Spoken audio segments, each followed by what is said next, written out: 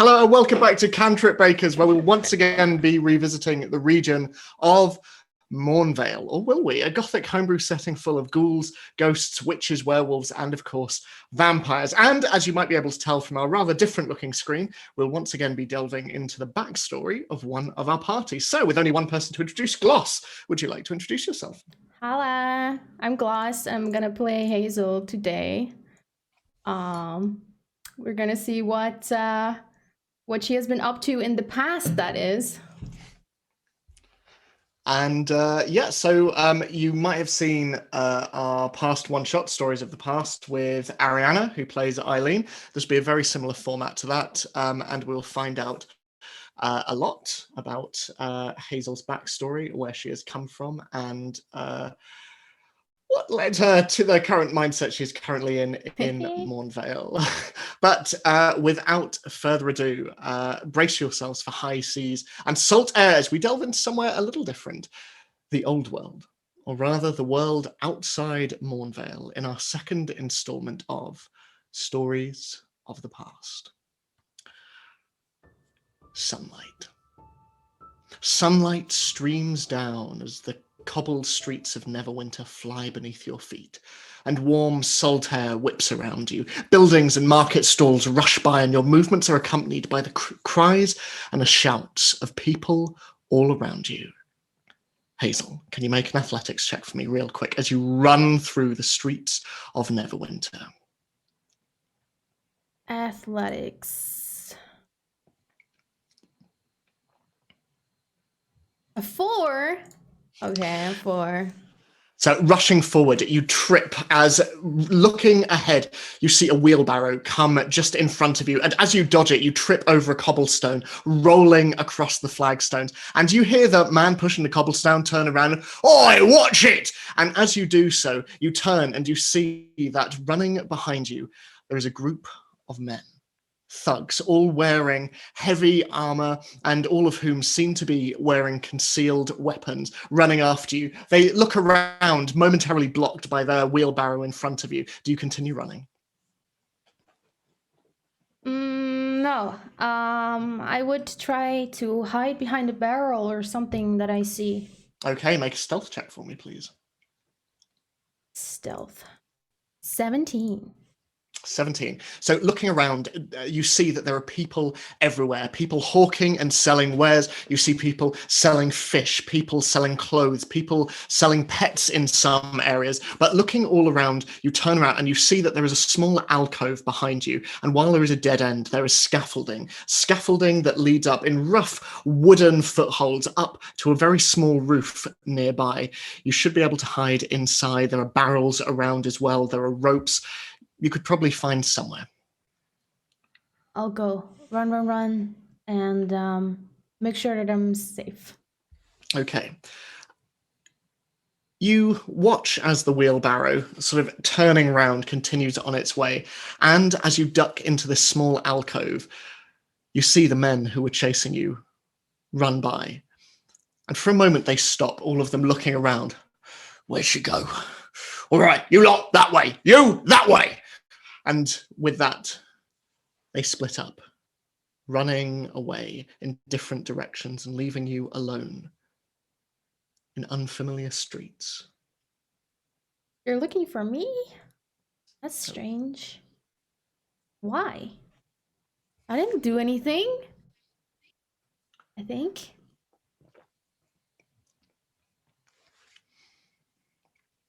And seagulls cry out above you.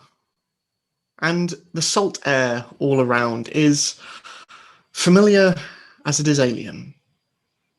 The people around are more than you have seen in a very, very long time, hustling and bustling, cramming into one another as they push through streets and alleyways.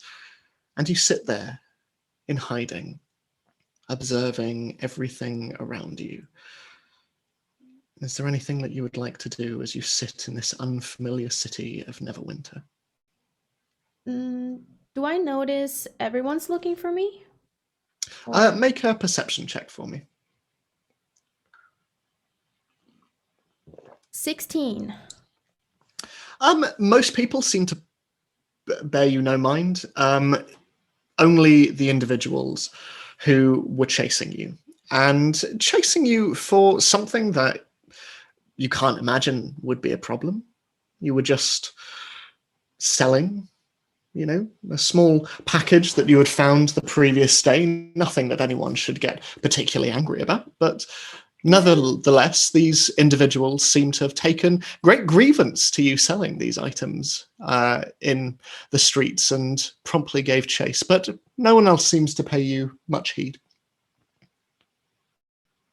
Yeah, maybe they were looking for someone else and confused them with me. I mean, I guess there are more people walking around with burgundy bands. I guess There is I'll a walk out into the street.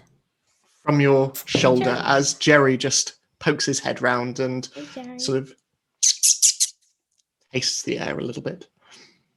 So strange, right, Jerry? People looking for us. Maybe they want our autograph. Maybe we're secretly famous. That's what I thought.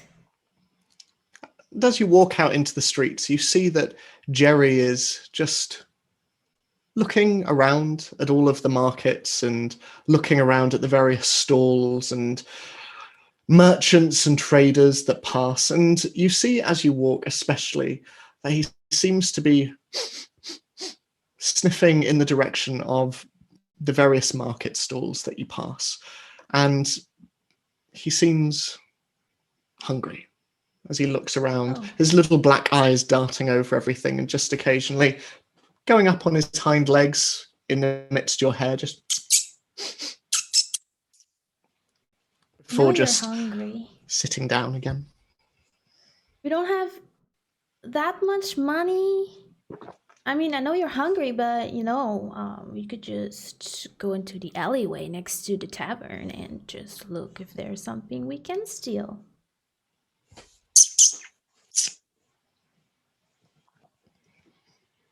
So you make your way through the streets. These streets that, while initially strange to you, especially over the last few days, you have become more and more accustomed to. Finding your way through them, and in particular, the ways back and forth from the docks of Neverwinter. And as you pass your way through, you eventually come to a small, unassuming tavern that sits there. It's a small, fairly squat, what looks to be the remains of a tower, and you see that outside there is a sign that simply says, "The Fallen Tower."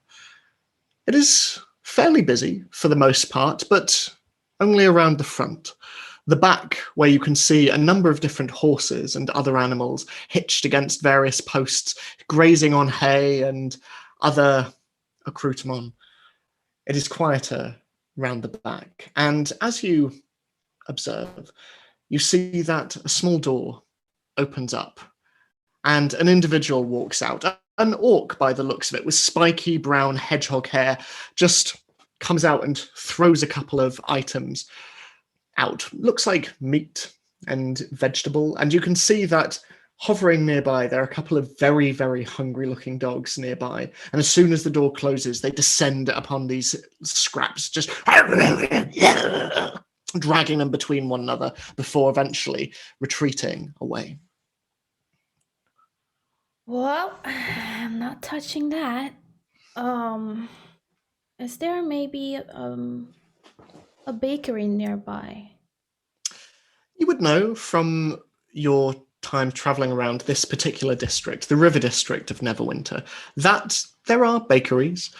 They are fairly small in comparison to the other districts of the city, specifically Protector's Enclave, but you know that there are a few that stand here and there. You would also know from your time here and from looking longingly at these particular establishments that they too have a tendency to throw out any out-of-date items, pastries, bread. I'll try there. All right, Jerry, let's go. We can see if we can find some food at the bakery. And you continue walking through the streets, walking through and seeing the people walk around you, the stone streets underneath you, cobblestoned and harsh, but the air around you is warm. It is warm and it is salty. And as you walk the streets, you close your eyes and you drink in this warm air. And you are taken back. The sea roars softly around you, salty water occasionally splashing up over the edges of the ship as it rocks beneath you.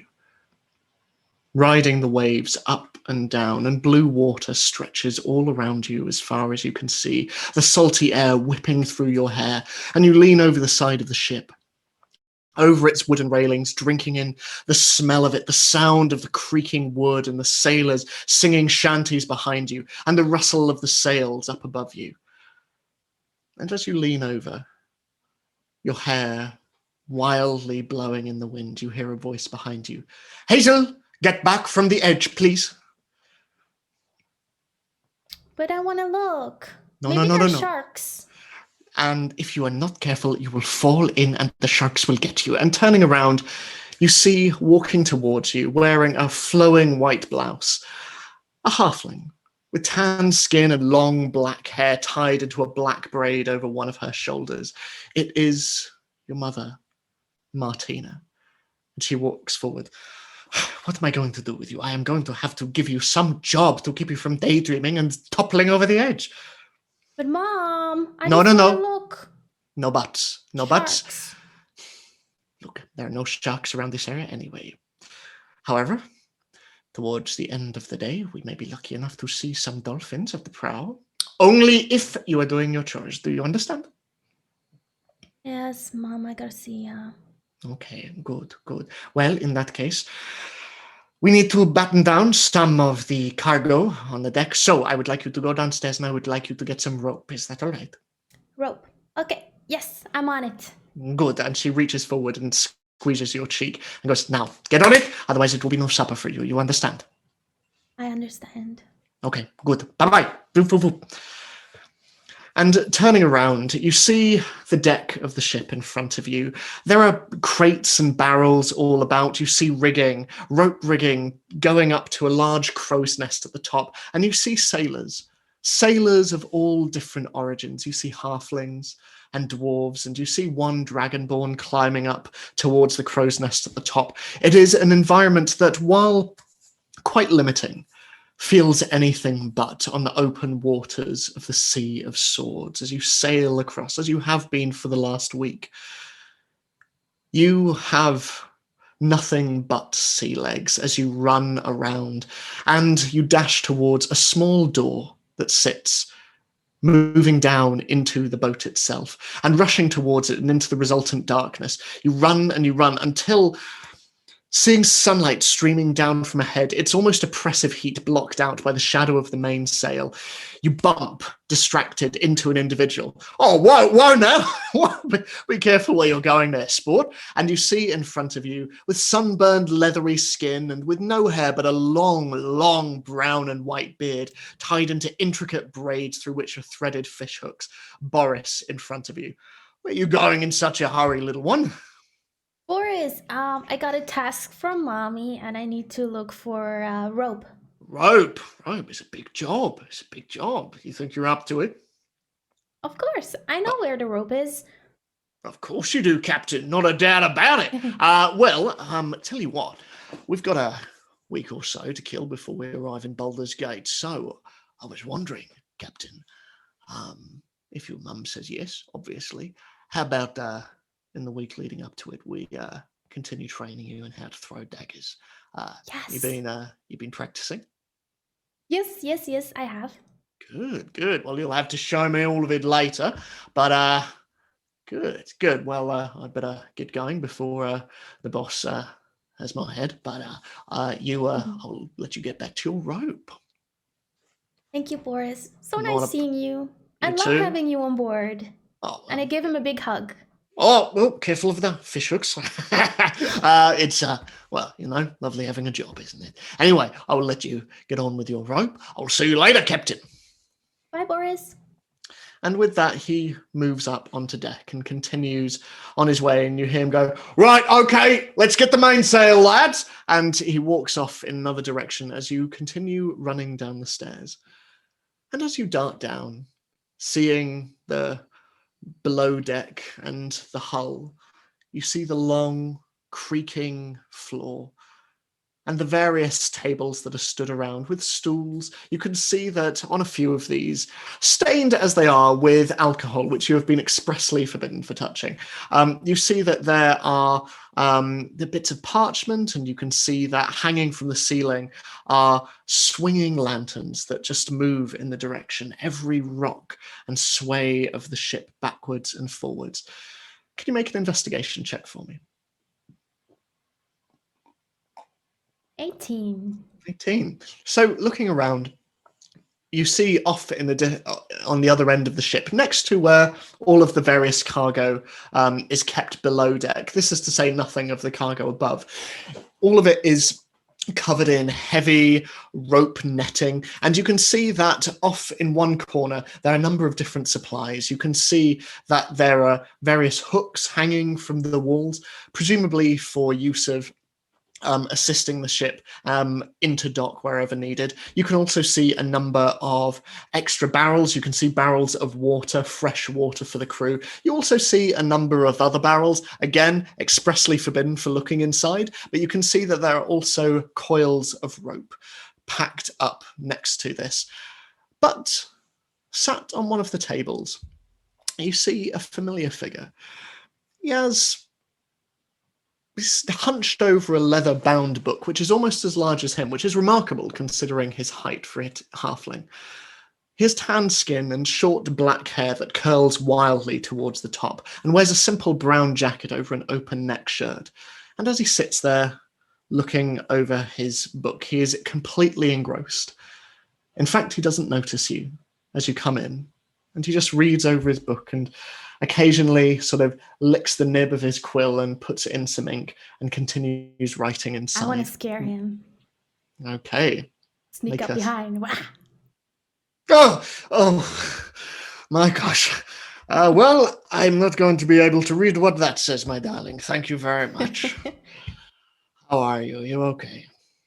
Yeah, I got a big job to do. Mama really? asked me to find a rope. But what are you reading?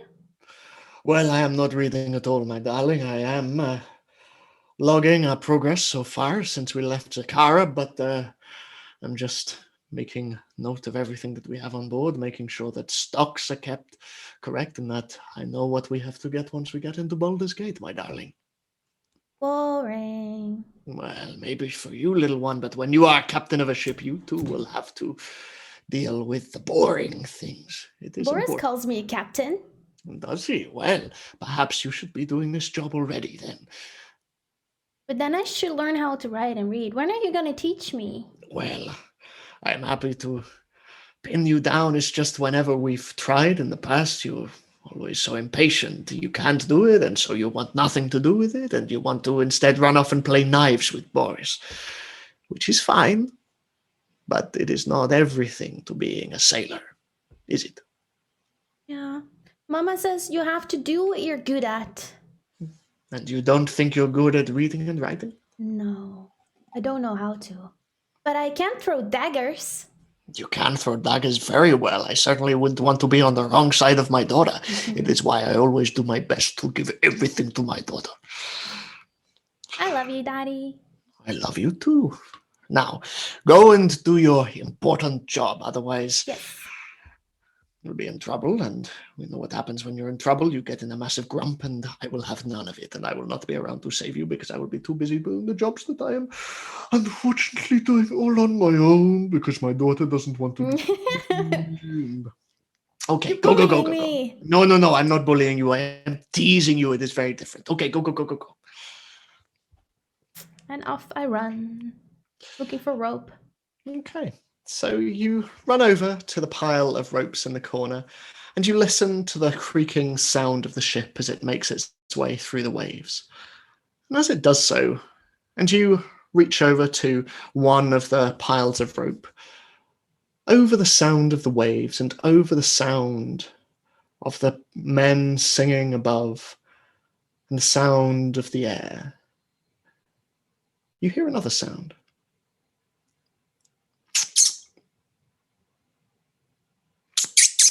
What's that? We have rats on board. What is that, my darling? I think I heard something. A rat? We have rats on board? I would hope not, but it is not completely out of the question. And he closes his large leather book and walks over to you. Where did you hear this rat?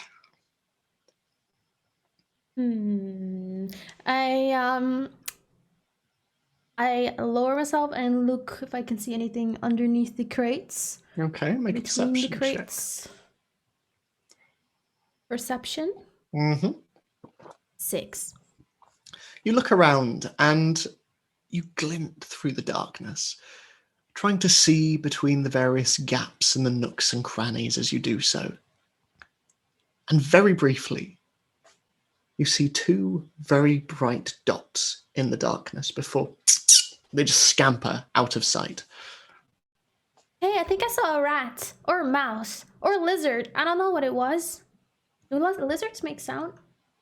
Well, maybe we have just come from Zakara, but, a lot of people that I have sailed with are deathly afraid of rats, but the key to stopping rats from becoming too much of a nuisance on your boat is to simply bring them out with something that they desire. Now, what, my clever little girl, do you think that rats desire most of all? Banana? Possibly banana, yes, but think about something that I like to have. Alcohol! No, not alcohol, my dear. And you see him step between you and one of the barrels, and no, decidedly no alcohol. Well, tell you what, how about we try your idea of bananas? And he walks over to one of the nearby crates and, opening it up, reaches inside and brings one out. Let's see. And he hands it over to you, if he will respond to my daughter's ingenuity. Can we put it somewhere? Do we have to wait? No. You say that this rat is just under there? I think so, if it is a rat. Well, in that case, how about we take a little off, put it on the floor, and see if we can encourage it out for a little bit. Okay. Sounds like a fun game. Okay. Not the whole banana, just a tiny piece. Just a tiny bit, and then I suggest we step back and allow it to come out of its own accord. Mm-hmm. Okay. Yes. So, he watches you as you place a bit of banana down before ducking behind a crate and going, come on, you. And you watch from a distance as, after a couple of minutes, after which you assume that maybe nothing is coming out after all, you see from under one of the crates a small, inquisitive black nose on the end of a small grey snout.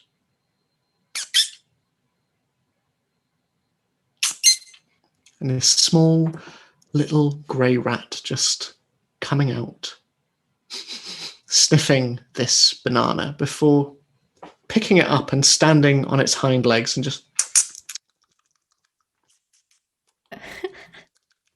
What do we do? I suggest we put out a little bit more. Okay. I throw the whole banana. The rat just briefly jumps behind the crate once more.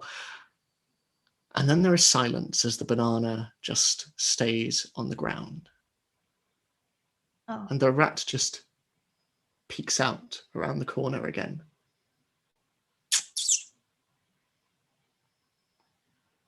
Slowly, on all 4 legs, just begins to crawl forward on the deck and looks between the banana and you.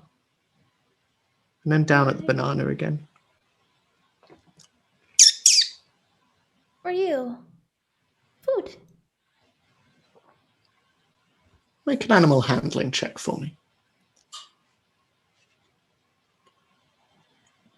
4.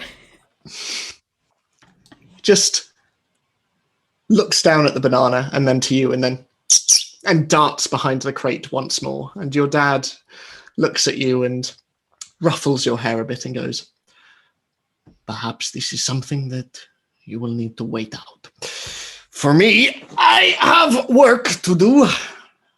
I will leave you to your new friendship.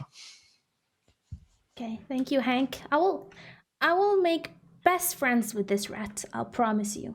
I am sure you will. I do not doubt it for a second, my love. And you promise me not to kill it or tell anyone. All right, I will do no such thing.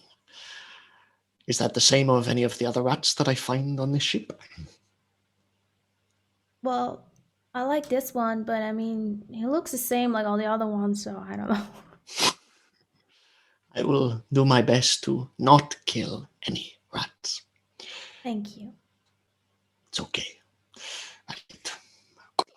With that, he walks away and picks up his large leather-bound book and begins to make his way back up to the top of the ship and onto deck, leaving you alone, staring at a small lump of banana on the floor in front of you. And as you sit there, you see from around the corner, every so often, just a small grey ear and one black eye just come around the corner, just occasionally. I'll put up my hand. Come, we can be friends. I have more bananas for you if you want, or if you want anything else. I have things and stuff. Tentatively walks forward to the banana on the floor and starts to eat it, skin and all, just before eventually it is entirely gone. But rather than darting back into the crates, it just sits there and looks at you. Hi. And tentatively steps forward and skitters across the floor towards you. Not too close, that's scary. Wait, I don't. Are you gonna bite me or?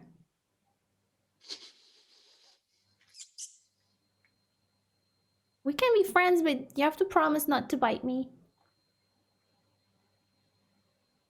Make another animal handling check.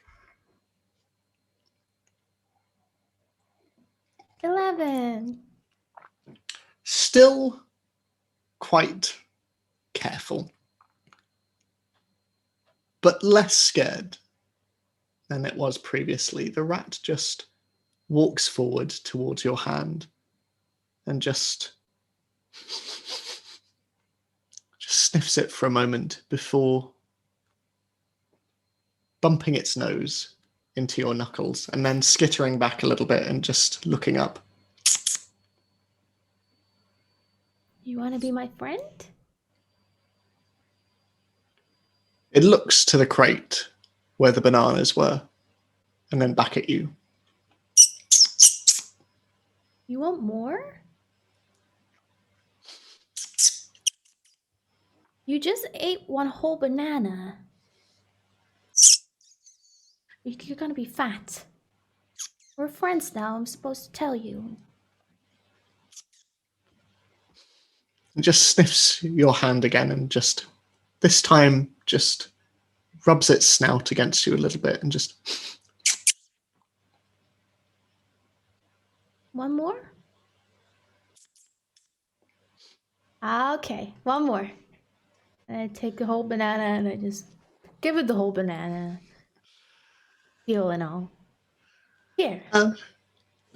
As the rat just grabs it and starts to devour it in front of you, around 5 minutes pass as it sits there eating, until eventually it all but leans back against one of the nearby crates and looks at you and just...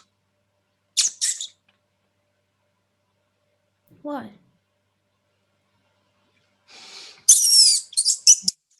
And it closes its eyes and just nuzzles back against the wood of the crate for a moment. You're so cute. I'm glad we're friends. You know, if you want to sleep, you can sleep in my bed.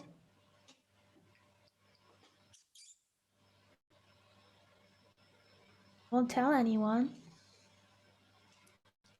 And lolloping over onto its front, very, very heavy from its couple of minutes of very quick, very heavy eating, it just walks over to you and puts out a paw and just tentatively places it on your hand before the second front paw goes on.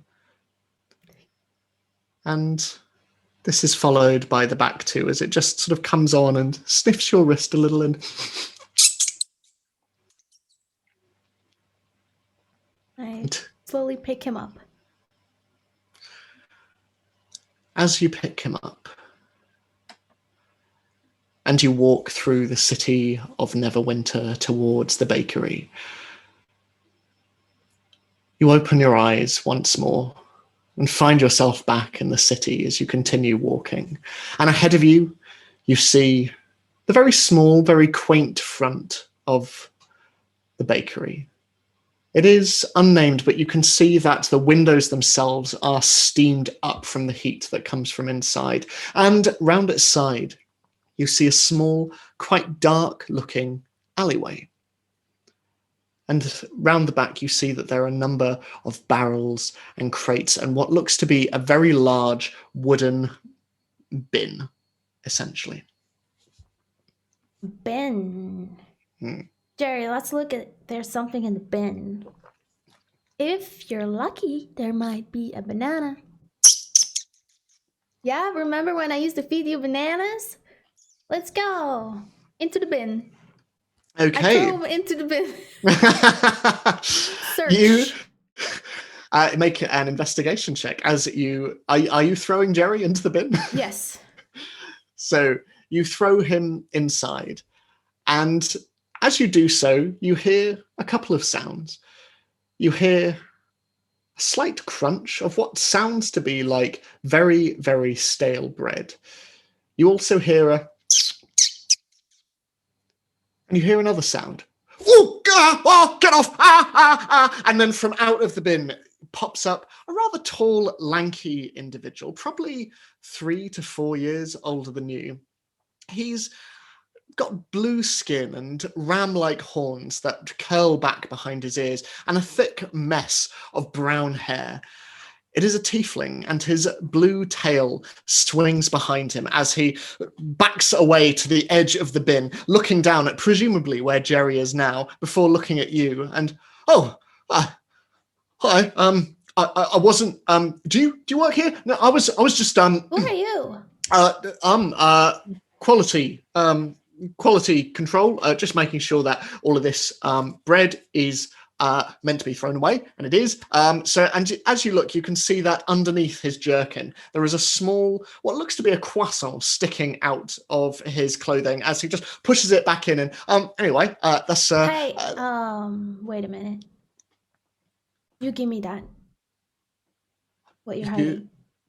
I'm not hiding anything. I'm here. So you were hiding something. You better give it to me and take out my dagger.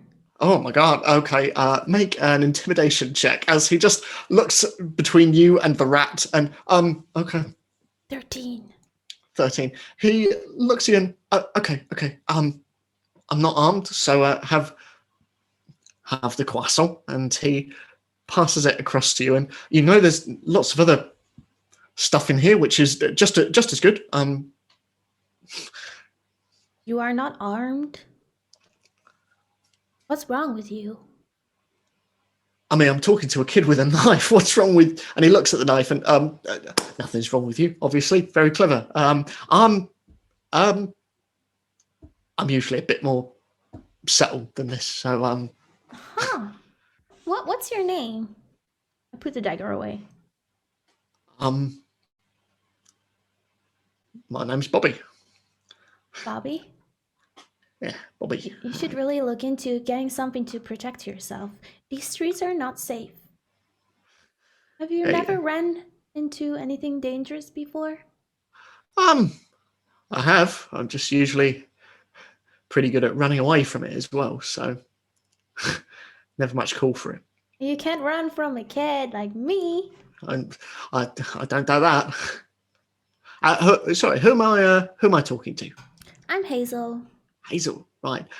Look, Hazel, they're probably going to be coming out in around 5-10 minutes to refill this thing. So I suggest, I'm assuming you're here for the same reason as me.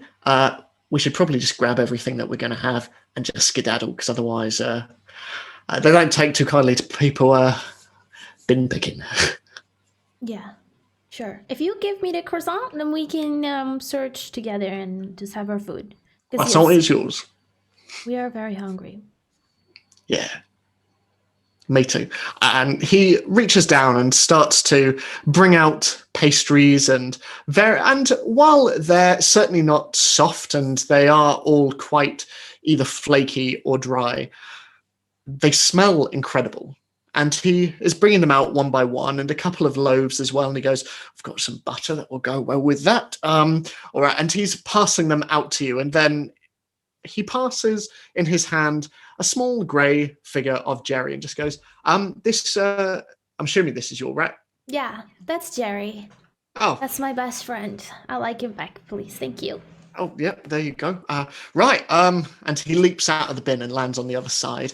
And he stands up, and you can see that his clothes are perhaps ever so slightly small for him as he brushes himself off. Right, let's go somewhere and divide these up.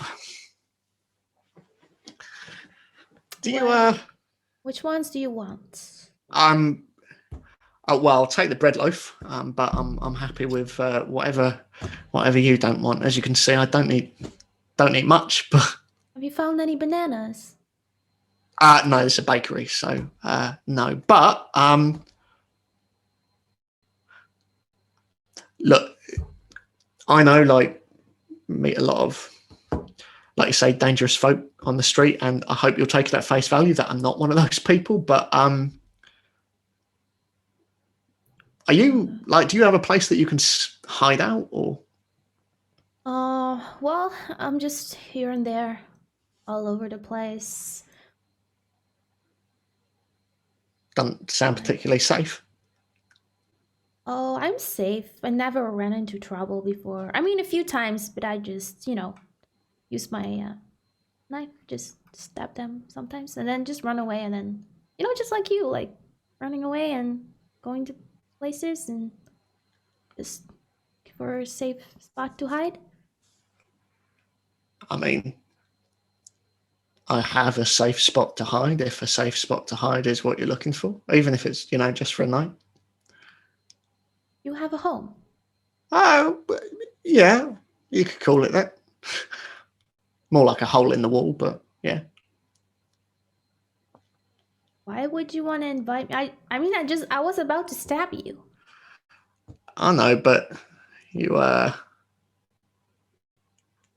don't get me wrong, you seem like you're probably very dangerous, but you don't seem like you're going to kill me for no good reason. I've got a fairly good sense when it comes to people, and I don't know, you seem like you're all right. Okay, fair enough, Bobby. I will join you then. So you local to Neverwinter? And as he says this, he starts walking off down the alleyway and just walking ahead of you. And he turns around. Yeah, you local? Not really. I mean, my home is on the sea. My parents had this boat and it just disappeared one day, and I'm just waiting. I think they're just doing parent stuff, and I'm just waiting for my home to arrive back in the docks. So what, you were left? Yeah, maybe. Don't Well, come back, you know. I'm just waiting here and making the best of it. yeah, if you say so. I don't know if this is necessarily the best of it, but We gotta survive. yeah. I mean, well, yeah, that's what I've been doing. How about you then?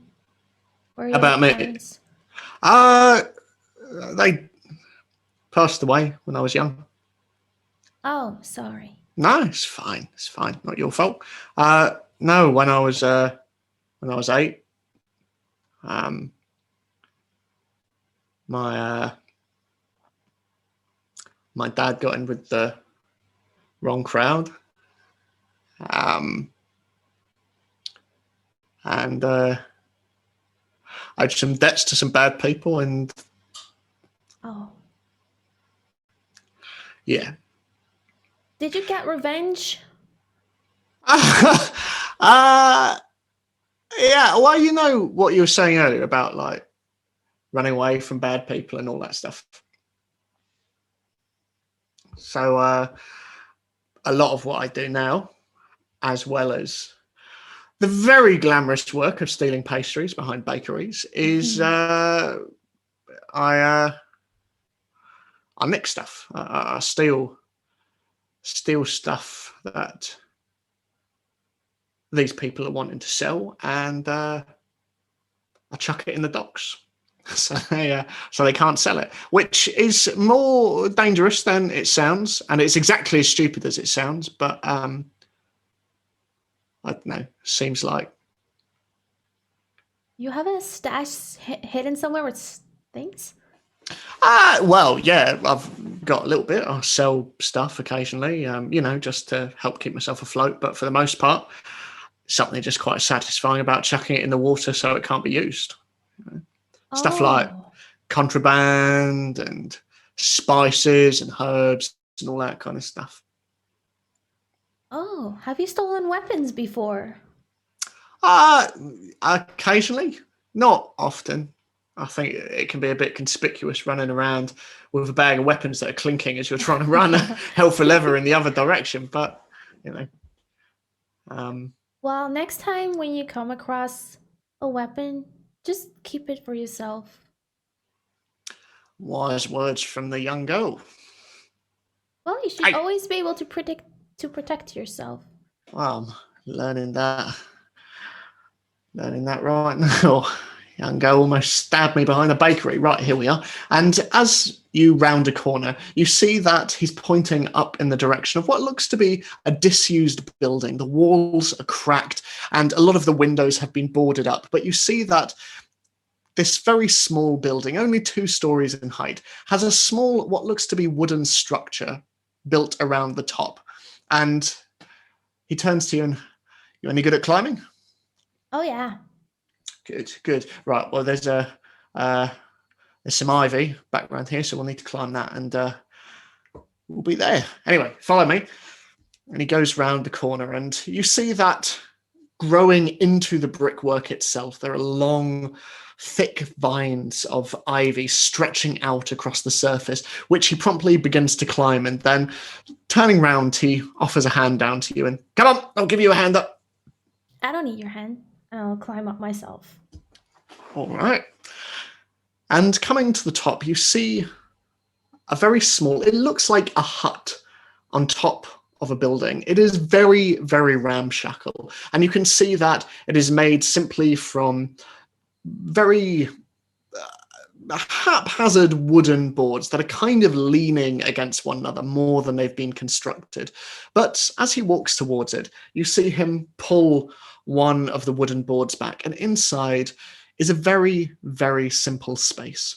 There are a couple of bedrolls around which are very, very worn, and you can see that on one side there is a makeshift set of shelves on which there are a number of different packets and pouches, and you can see also a lot of food as well. A lot of it has been wrapped in burlap to keep it safe and as preserved as possible. But as he pushes aside the wooden board and looks at you. He gestures for you to enter and goes, It's not much, but it's home.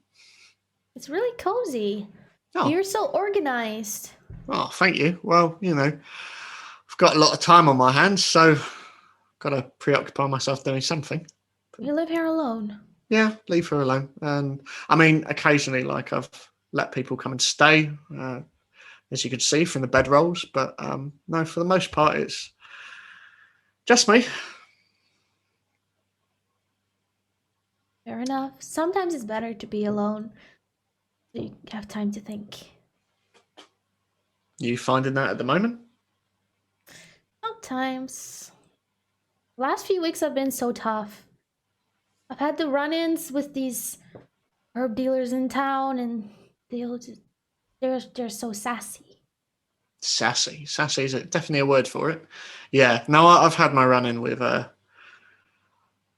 dealers around this part of town as well. They're very protective of their merchandise and of their territory as well, their turf. But yeah, it's just a case of making sure that you keep out of sight, make sure you're not seen.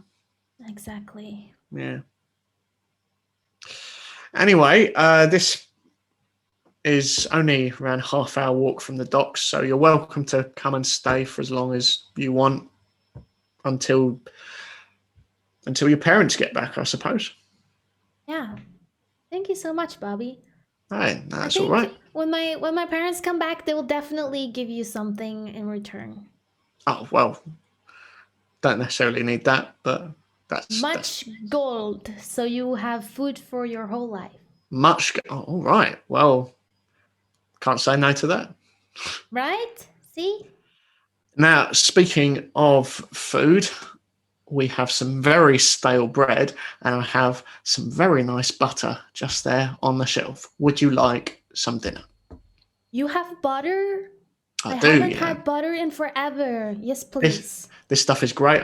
I stole it from a tavern over in the Black Lake district, which, let me tell you, fancy as all hell. Let me go get it. And he walks over in the direction of the butter, and Jerry sits on your shoulder and looks towards you with a.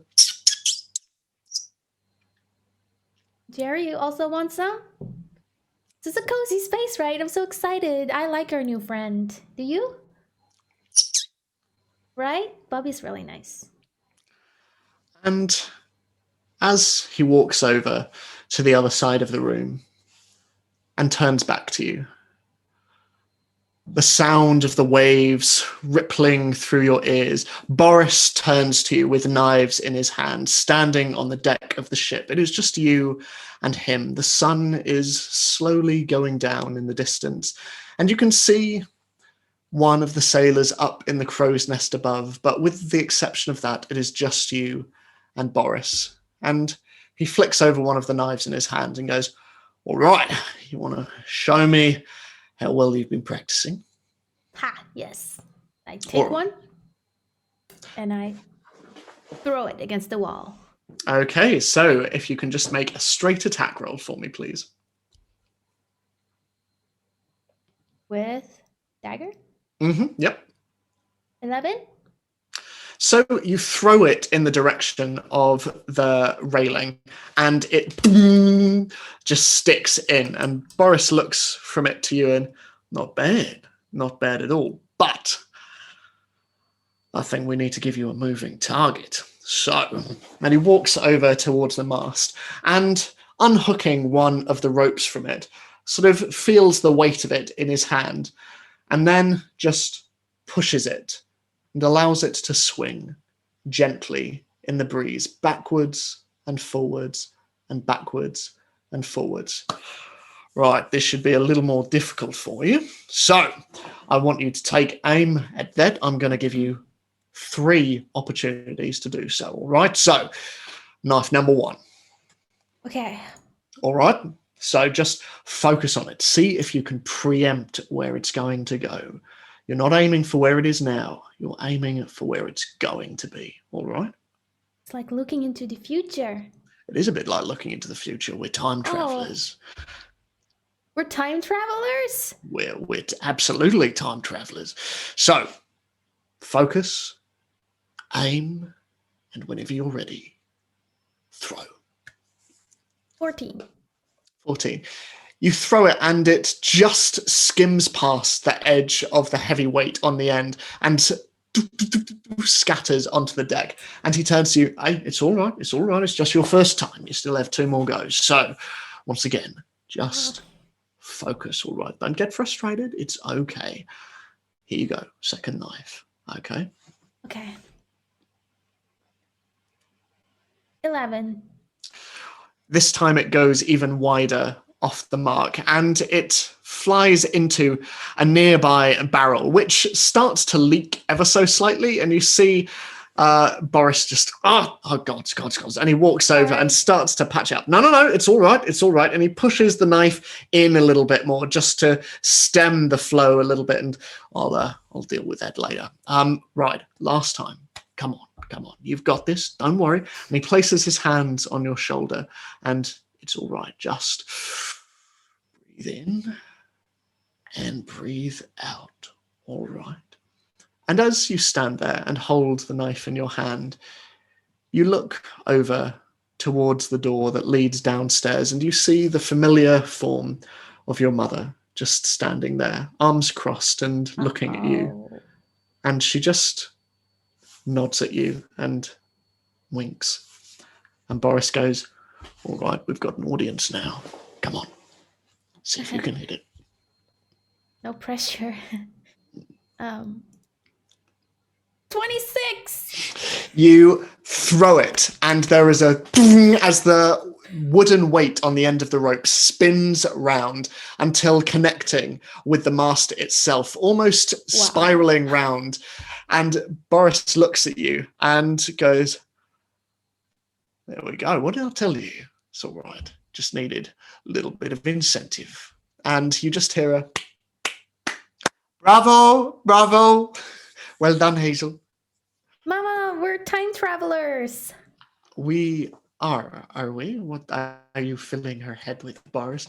Nothing. I assure you I'm not filling her head with anything. Just astute observations made by one who is much, much more wise than I could ever hope to be.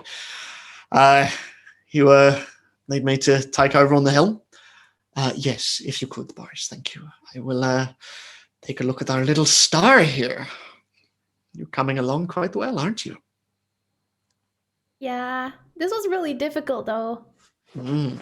Well, there is no point in doing things if they come easily to you. It is all about self-improvement, and it is all about bettering yourself. And you will have to work quite hard to better yourself on this. Yeah, this was really tough. But you always say, do what you're good at. So now I'll practice even more. Good. Speaking of which, Boris did mention that he was going to continue this with you, and, well, your dad and I took the liberty of getting you a little something. And she reaches behind her and brings out a small, curved, golden-hilted dagger. And she just holds it down. And now, before you take it, I need you to promise that you will not run around the ship with it and that you will keep it sheathed at all times unless you're practicing with Boris. Understand? Understand.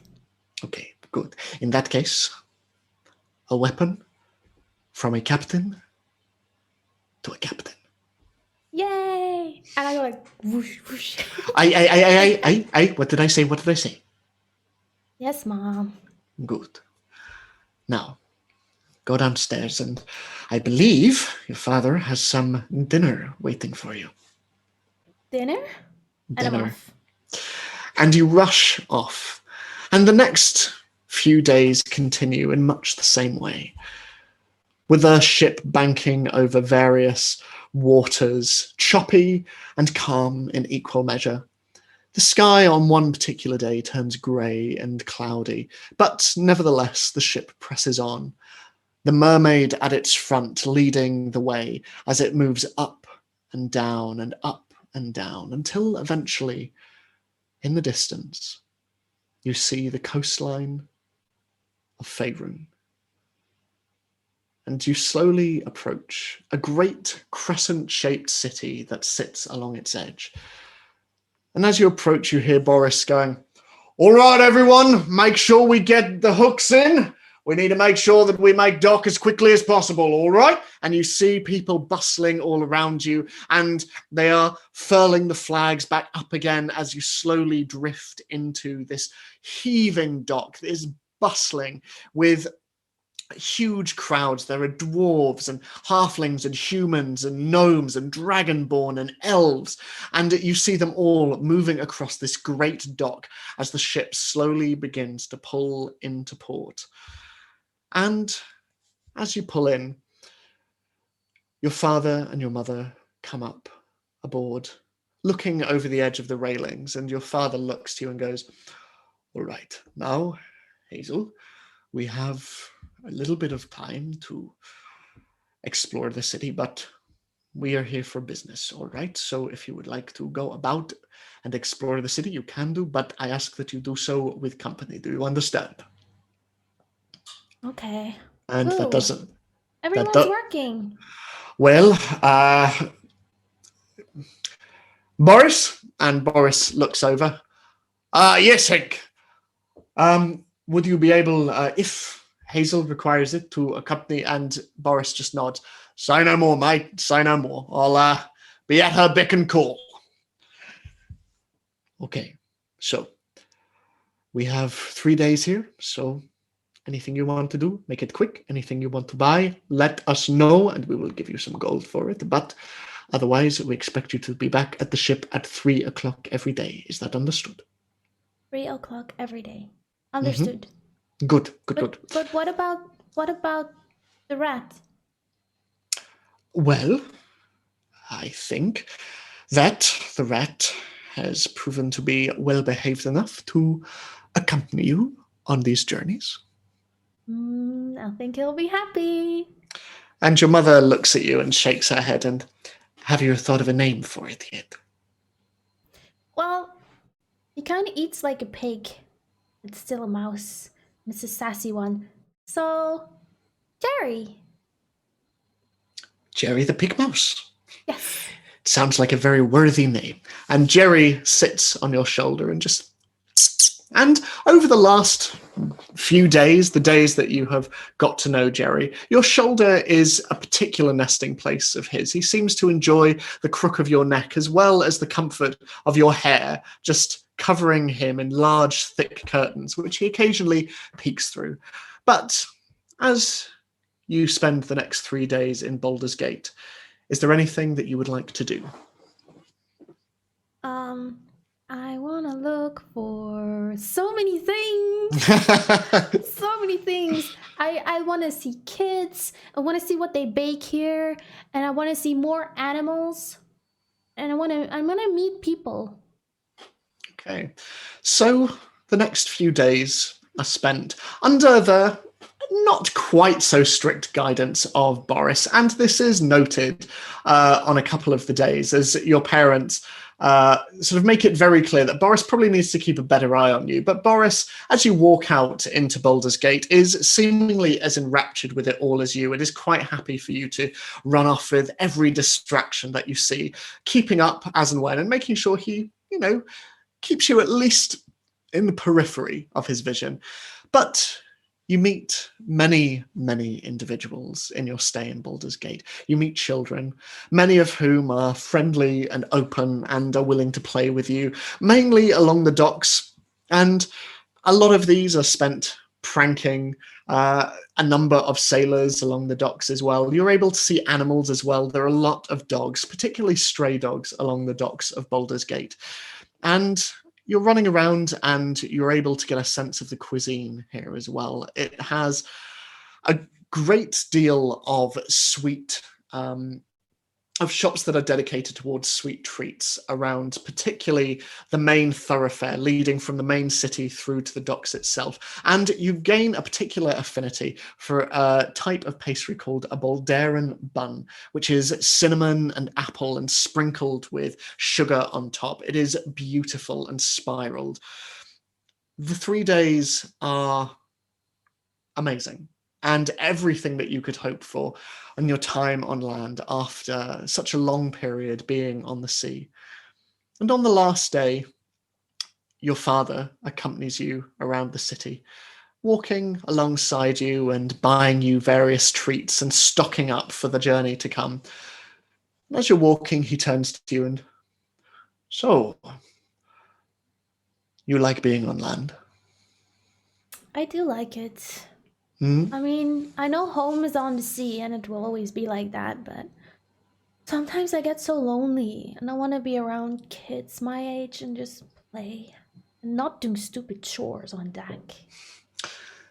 Chores are important, but I know what you mean.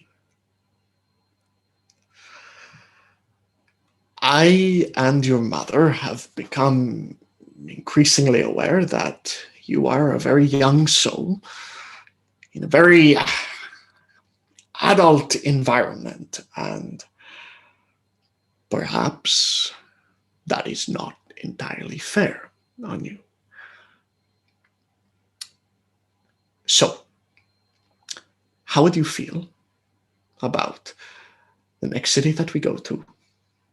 We stay there for a little longer, and you get to know a few of the locals, and we can stay docked for a long period of time, and we can stay as long as you want. As long as I want. As long as you want, as long as you want. So I can have friends for longer than a week? If you would like, absolutely. We have made That's more than enough amazing. gold over the last couple of months that even if one of us takes the ship away on business up and down the coast, we can probably rent a room for at least a month or so. I'm so looking forward. And Would I you? hug him. Hey, it's okay. You know your mother and I love you very much, don't you? I know. And I know this is a big deal. We never done this before, so I'm so excited. So am I. Change is good, and though I do not look it, I am getting a little older and a little more weary, and I don't know, perhaps this is what I need as well. You have gray hair. Can I look at his head? Make an investigation check for me. 16. So 16. many gray hairs. You Oh. see him just like sort of instinctively reach his hand up and pull down like the slightly curlier aspects of his hair towards the shorter elements here, where you can see there is definitely some silver coming through. And he goes, no, I do not have any grey hair. Thank you very much, young lady. Are you sure about that? I am sure. And now, come on, let's get back Okay. to the boat. And you continue back to the boat, walking through the streets of Baldur's Gate, surrounded by bustling crowds and carts and horses and animals as you continue on down, until eventually you see the familiar figurehead of your boat, a wooden mermaid looking out into the distance. And stood at the base of this ship, at the end of a gangplank, you see your mother standing, looking up at an individual who is stood in front of her, a large dragonborn with white skin and bright blue eyes and quite well-to-do clothing. You can see that they are in quite intense conversation with one another. And next to them, there is a cart. And on this cart, there is a single item, a crate that is made of dark wood and is chained up with a single padlock on its front, which, as you approach, you see is in the shape of a bat's head. And as you approach, you hear the back end of this conversation. And I am happy to pay handsomely for its delivery. And what is it?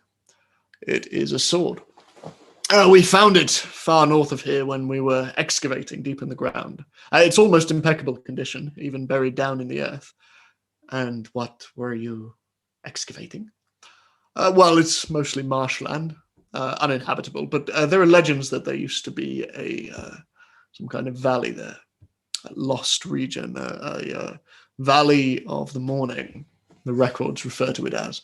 And so we've been digging throughout the region, see if there's any proof that there was indeed civilization there once upon a time. But we've found nothing till this.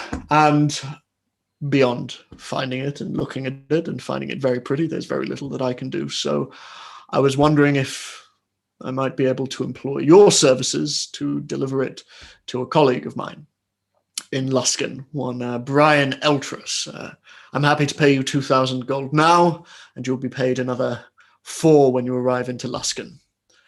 And as you approach, your father sort of joins the conversation and goes, hello, my name is Henk van Dam. Are we taking on a contract? And it is not decided yet, but 6,000 gold is certainly nothing to be sniffed at. And your dad looks from the Dragonborn to your mother and then at you. Well, we're due to be headed to Neverwinter first on business, but after that, we would be happy to travel northwards. If you are happy to wait a couple of months or so, I am afraid we have a prior engagement with my daughter. And the Dragonborn looks and, well, you drive a hard bargain, but yes, that's fine. Yeah, we will have other items that we will need to continue digging for, and we will have other items that I am sure we will need sending up the coast. This is by no means a priority. So, yes, you have a deal. And your mother reaches out and shakes the Dragonborn's hand. And, Boris, can you help bring this crate on board? And as you see Boris walk down the gangplank and towards the crate, you see him, with great effort, heft this large and darkly wooded box and carry it up, its padlock banging against it, its strange bat-like face seemingly glaring out at the world around as Boris takes it up. Right then. Shall we go on board, little one? Yes, I am ready. Good. And your father takes your hand and your mother your other. Did you have a good time then? Yes, it was really nice, but I'm really looking forward to what was it again? Neverwinter. Neverwinter. I take it your father has talked with you about our idea? Yes, he did. And I'm Good. so excited. Good, I'm glad. And the best news of all, Jerry can stay. Really? Jerry That makes me so happy. Good, I'm glad. We have many happy days ahead of us. Many, many happy days. I think so too. I think I'm gonna smile till forever. Forever is an awfully long time, my dear. And as these words echo in your mind, you wake once more to the sound of Neverwinter outside as you sit up and you see Bobby sat to one side with a small fire and a pot over it, just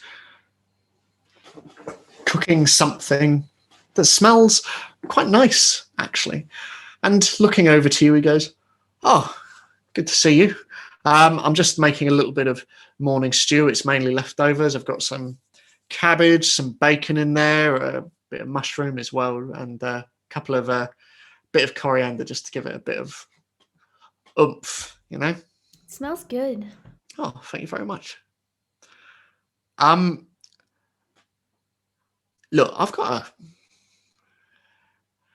favour to ask. It's more of an idea, but here, look, and he passes some stew across, and look, absolutely no pressure or anything like that. But while you're out and like keeping an eye out for your family on the docks, could you make sure that you're keeping an eye out for any individuals who are maybe hanging around this area, just in case? What kind of individuals? What do you Um, mean? well, I've been noticing more and more around the area, folks who they wear a peacock feather on their lapel, and a bunch of folks I ran in with a while ago used to wear the same thing, and I'm concerned they might be finding out where I am. So if that's the case, I'm probably going to need to move on fairly quickly and find somewhere else to hide. But I don't want to panic for no reason, and I also don't want to Wait, in that. someone's looking for you? Well, maybe, you know. For what? Well, you know, I mentioned the other day that I've gotten into the habit of stealing things, and Oh no. yeah. Did you steal But from the wrong person?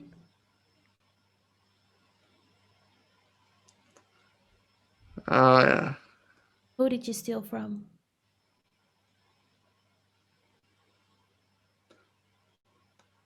Guy who killed my family. What? You stole from the guy? Why didn't you kill him? Well, I didn't see him, but you know, I've been. Sorry? No, it's him. Guy runs most of the spice trade around here. A guy named Juan Carlos. Oh no. Yeah, what, you know him? Of course I know him. Everyone Oh, knows him. well, People on the streets do, at least. yeah. Well, last year or so, I've been finding out his stash places, and I've been taking little bits and pieces here and there. But I get the impression that they're probably noticing, probably onto me. Oh, someone saw you.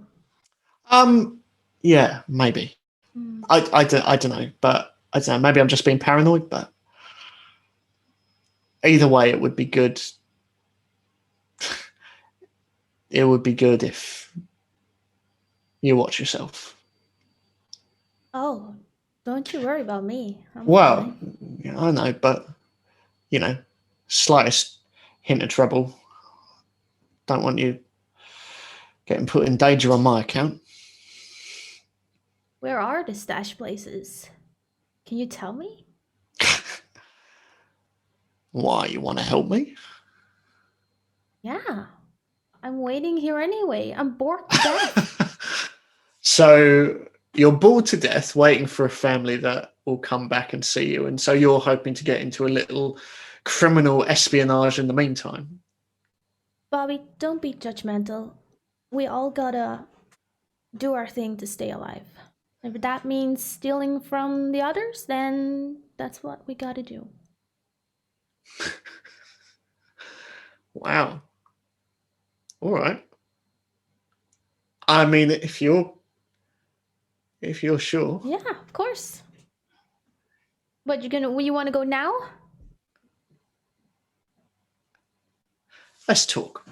And with that, he leans forward and begins to tell you everything that he knows about Carlos's various stash houses, where they are within the different districts, where they're hidden, how many guard them, how the shift patterns work as people move around the city to avoid the roaming eye of the Winter Shield Watch.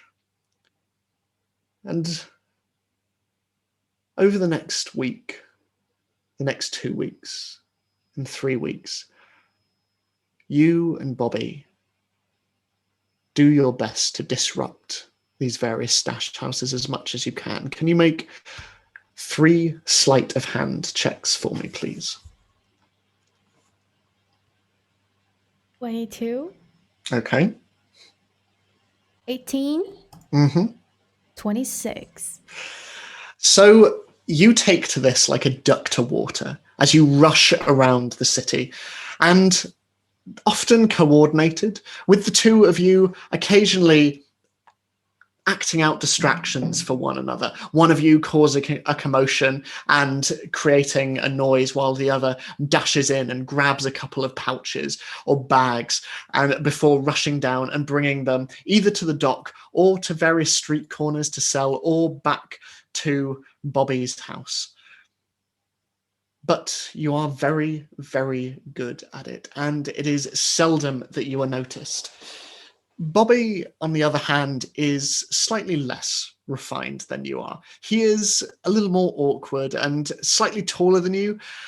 He is not as well suited to sneaking around, and there are one or two times where there are a lot of close calls. But you spend the next few weeks stealing from this gang, stealing from Juan Carlos's houses, and making yourself a fair few pennies in the meantime. And every day you return to the docks. You return to the docks and you keep a lookout for the familiar ship. You keep a lookout to see your parents on the horizon, to see Boris waving from the front of a ship. But it doesn't come. But you never lose hope. And as you stand there on the docks, and as things begin to die down, as the sun begins to set and the moon begins to rise, Jerry, sat on a barrel next to you, turns to you and just... What is it, Jerry? You miss home? Me too. Do you think they'll ever return? You're very sure about that. All the days that go by, I just start to doubt more and more. Maybe they left for a reason. He walks up to you and just sort of nuzzles your arm a little bit and just paws a little bit at your arm and just... I try not to be sad, but it's quite tough, you know. But I think we're doing quite good over here. I mean, look at all the money we made. And we're so good at stealing. Mama always said, if you're good at something, you should do it. That's what we're doing, right? Do you think she'll be proud when she gets back? Oh, absolutely.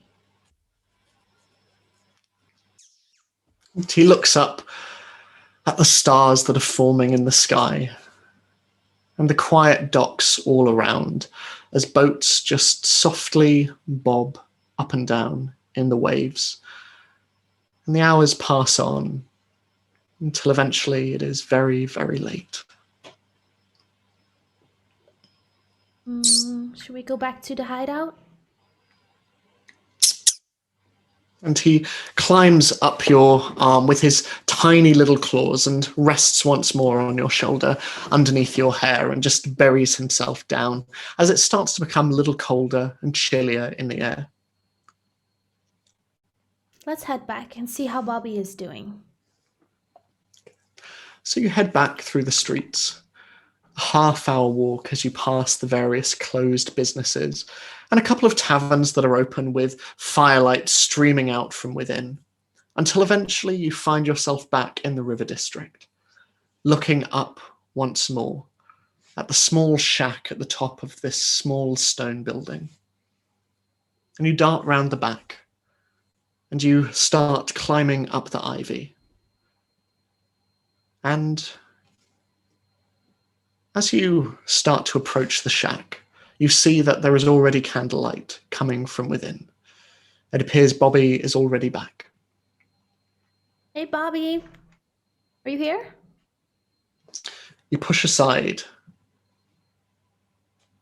the wooden plank, and as you do so, you see that something is wrong.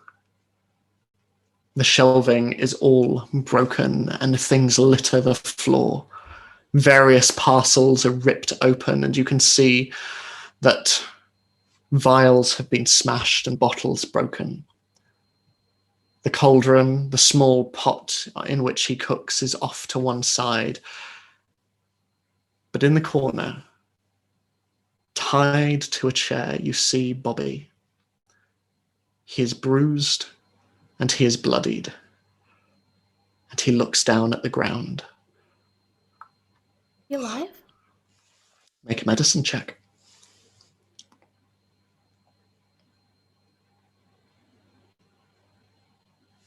18. 18. You look and you can see that his chest is rising and falling. Wake up, Bobby. I smack him in the face. Softly. As you do so, he just... What happened? Are you okay? Hazel, look out. For what? There is a... and everything goes black as something connects with the back of your head and you fall to the ground. And as your vision begins to cloud, you just hear a voice. There you are. There you are. There you are. And you open your eyes and your mother walks behind you as you stand at the front of your ship moving across the water. There. It is Neverwinter. Neverwinter, finally. And looking ahead of you, you see towering spires. You see bridges connecting buildings. You see sprawling docks. And you see bisecting the city into a large steaming river that comes all the way down. And off in the distance, from what you presume the origin of the river is, a large volcano dormant in the distance. But the city is gleaming and flags fly from every surface.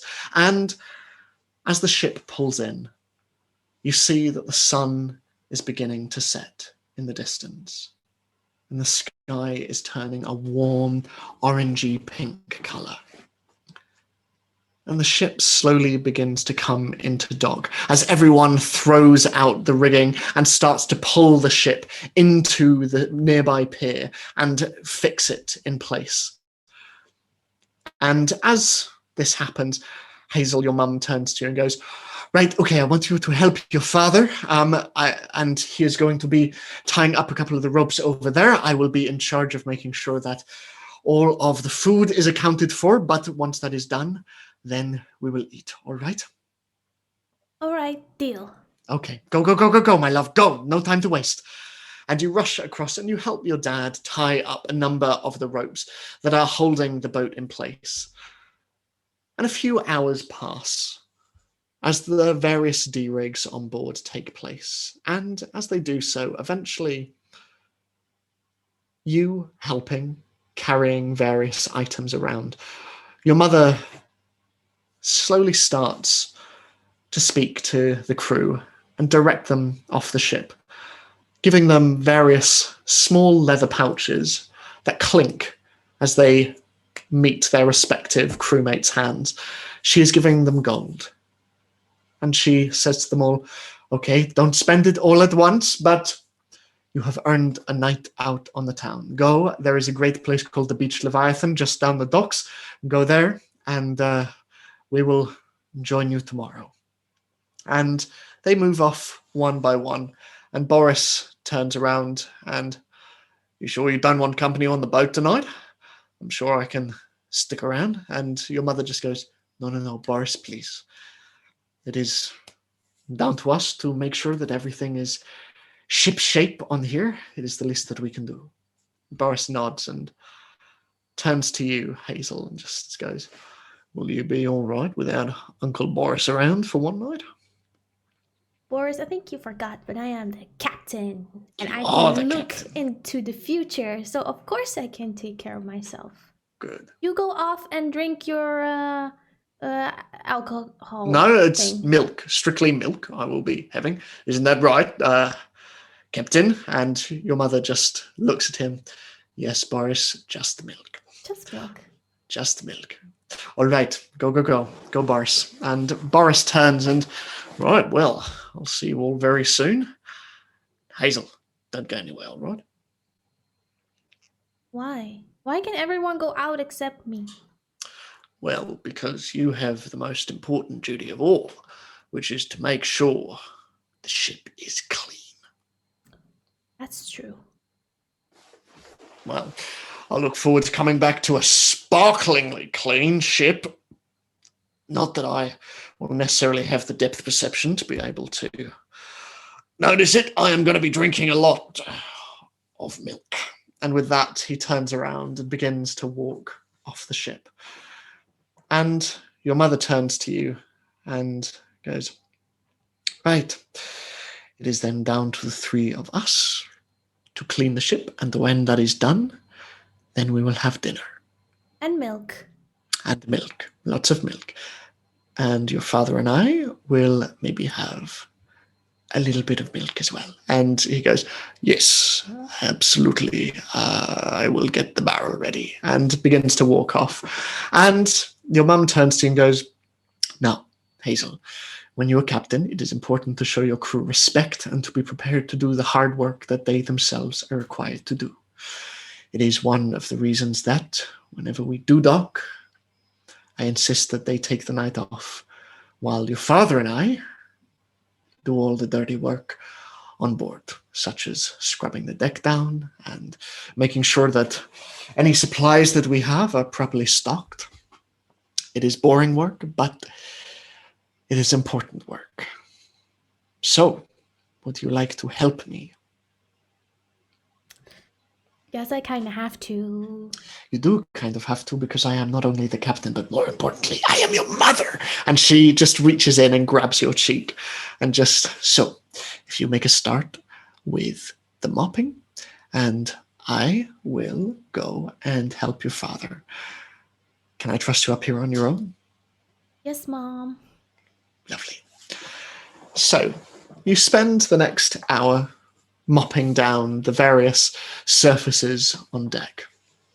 And it is long and heavy and boring work. And as you do so, your shadow begins to get longer across the deck of the ship. And the busyness of the docks continues late into the evening. Eventually, very, very tired, you place your mop down to one side. And Jerry is tired on your behalf as well, as he sits on one of the nearby barrels and stretches out and just curls up, quiet and tired.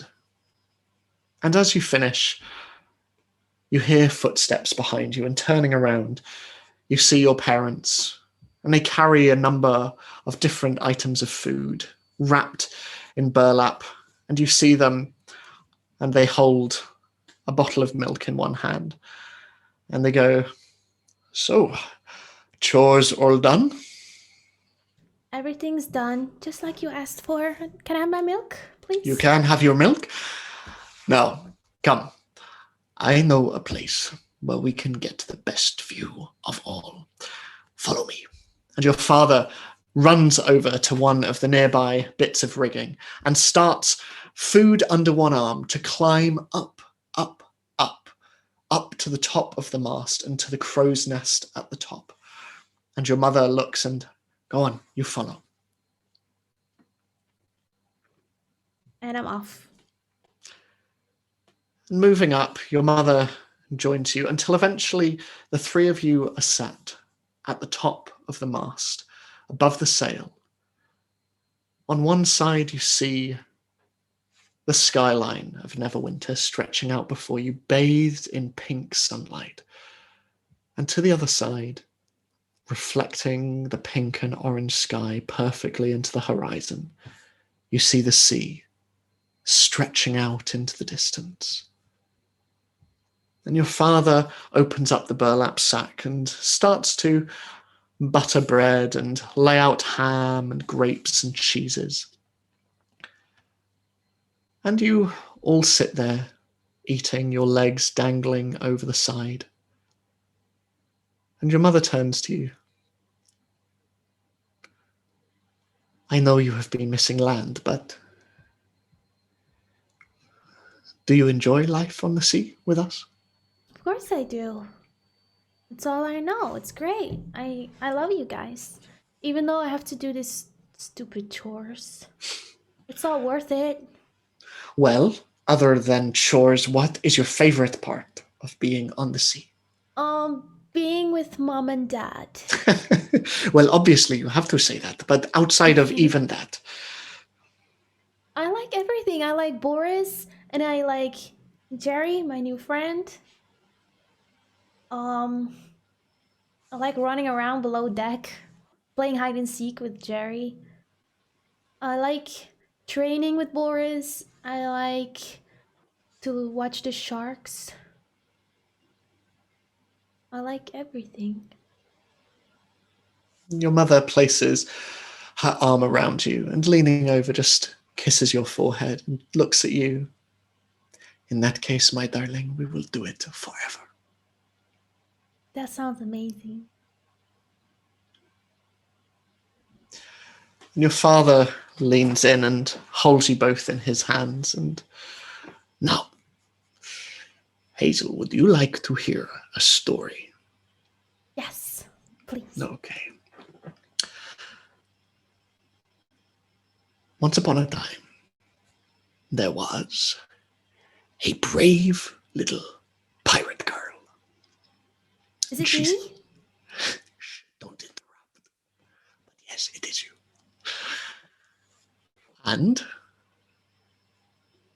she spent her days swimming across the oceans, swimming through its vast, vast depths. And what is it that pirates want more than anything?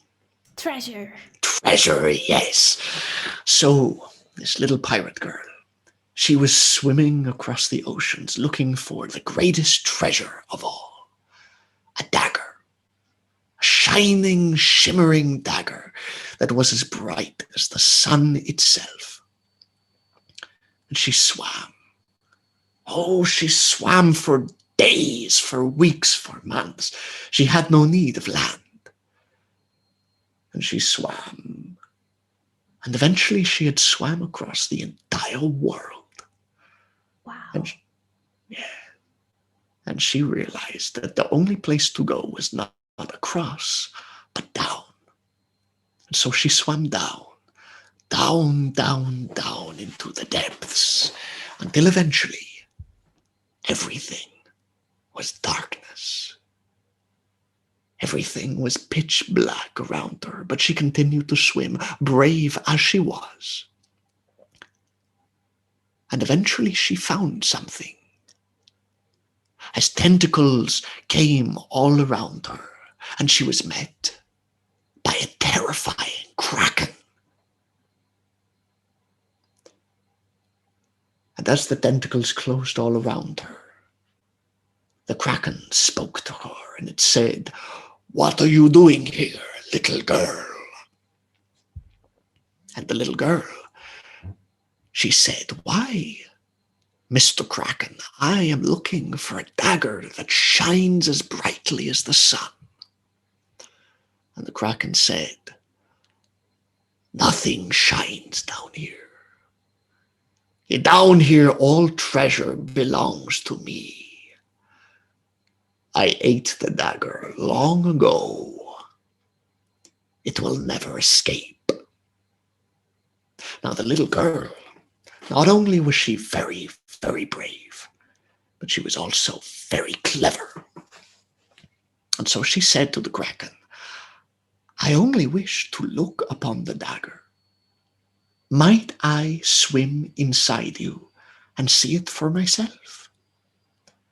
And the Kraken thought, "Foolish girl.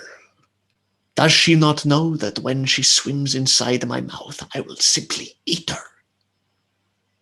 But, not wishing to pass up the opportunity for free food, he agreed. And he opened his mouth wide, and she swam inside. And his mouth closed behind her. And she swam down, down into his gullet, until eventually, through the darkness, she saw a bright light, bright as the sun in the sky itself, shining deeply in the belly of the beast, in amongst treasure and gold and broken ships and other pirates. And she reached out for the dagger as the kraken chuckled all around her. And you know what she did with the dagger? What did she do? She took it in her hand and she cut the kraken from inside up. And she swam outside, killing the kraken dead and letting it sink into the depths of the ocean. And with the guiding light of the dagger, she swam up, up, up to the surface of the ocean. And she continued swimming. She continued swimming for as long as she could. And one day, legend says, she swam until eventually she found herself in the arms of two halflings. Two parents who would love their little girl all the days of their lives. So the story is about me. I haven't fought a kraken.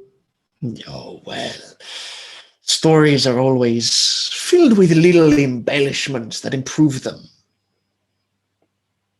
Is the dagger that mommy gave me? Of course. Oh, wow. Just like you, it is very special. I love it even more now. That was a great story. I'm glad you liked it. I always like your stories.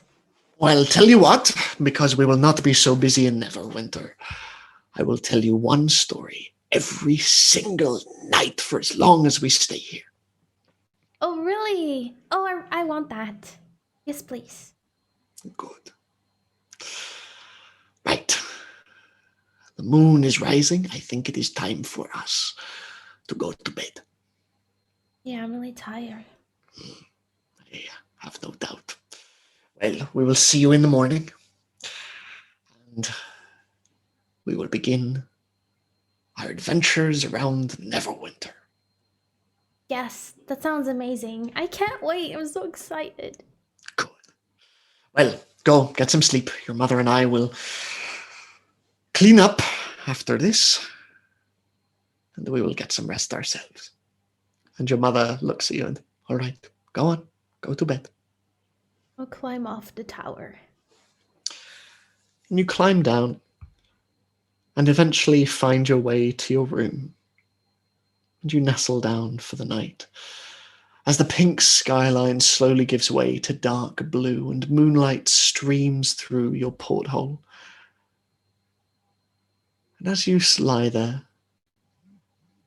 and moonlight and starshine emanate throughout your cabin,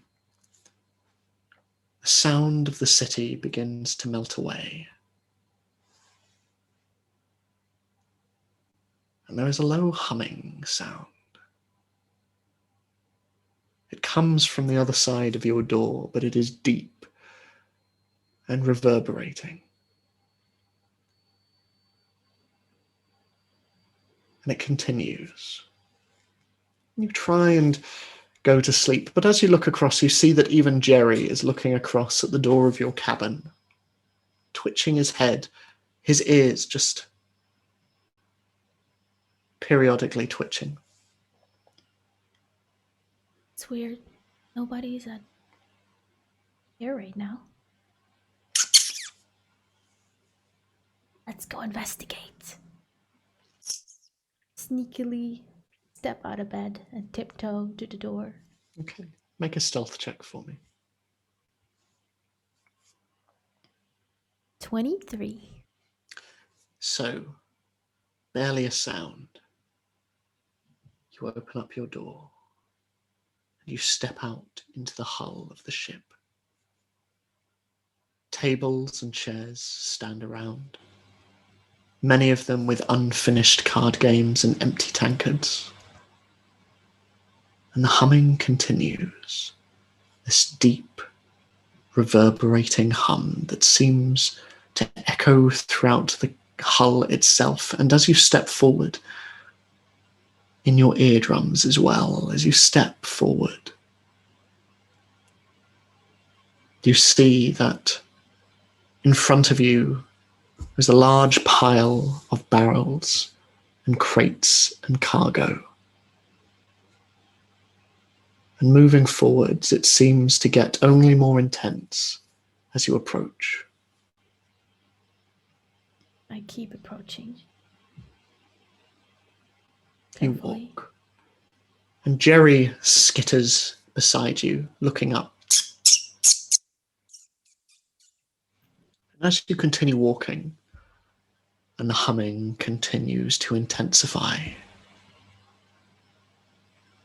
you see a familiar padlock on the front of a large black wooden box wrapped in chains. There is a padlock in the shape of a screaming bat looking out. I remember this. This was a sword that had to be transferred all the way up north. Should we look at it? Maybe it's really pretty. Just look, just look. Only looking. Oh no? Jerry, you're such a scary mouse. And I open it if I can. So make a sleight of hand check. 16. You reach out, and you have gotten yourself into a fair amount of trouble in the past for opening locks that do not belong to you, but you have become incredibly proficient at it for someone your age. And as you push in a couple of pins into the lock and just jiggle them around a bit, there is a satisfying as it comes loose and the chains loosen a little bit. And the padlock in your hand is heavy and cast iron, and you place it down to one side. And as you open the box itself, you see that inside, across its entire length, there is an item wrapped in white linen. I carefully unwrap it. I'm so curious.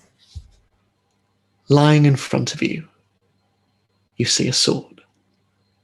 Its double-handed hilt is made of black marble, and it is carved in the shape of a bat with its wings outstretched at the hilt. But for the blade itself, it is unlike anything you have ever seen. It is deep, deep red. Perfectly made. It is almost as though it is made of ruby, and underneath this, shifting like oil in water, it seems to move under the surface. And it's very pretty. I like pretty things.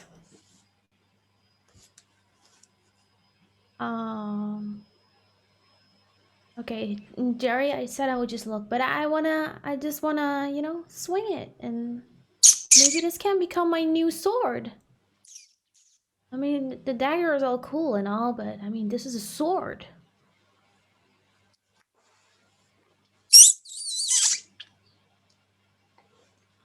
Jerry, come on. And he just backs away a little bit and just looks between you and the crate.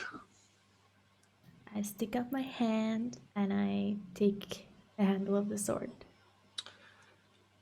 Make a wisdom saving throw for me, please. 6. Your fingers wrapping around the black hilt of the sword. With quite some effort, you bring it out of the crate. It is very heavy, and it is not made for a halfling, let alone a halfling child. It falls onto the floor a moment and you freeze, but no one comes. And holding it in your hands, it feels comfortable. It feels pleasant. Can I swing it? You can. You do so. And it moves through the air perfectly. It is as though it is slicing the very air around you in half as it... And for however heavy it is surprisingly easy to handle. And that feeling again, it is pleasant to hold. And you feel calm. You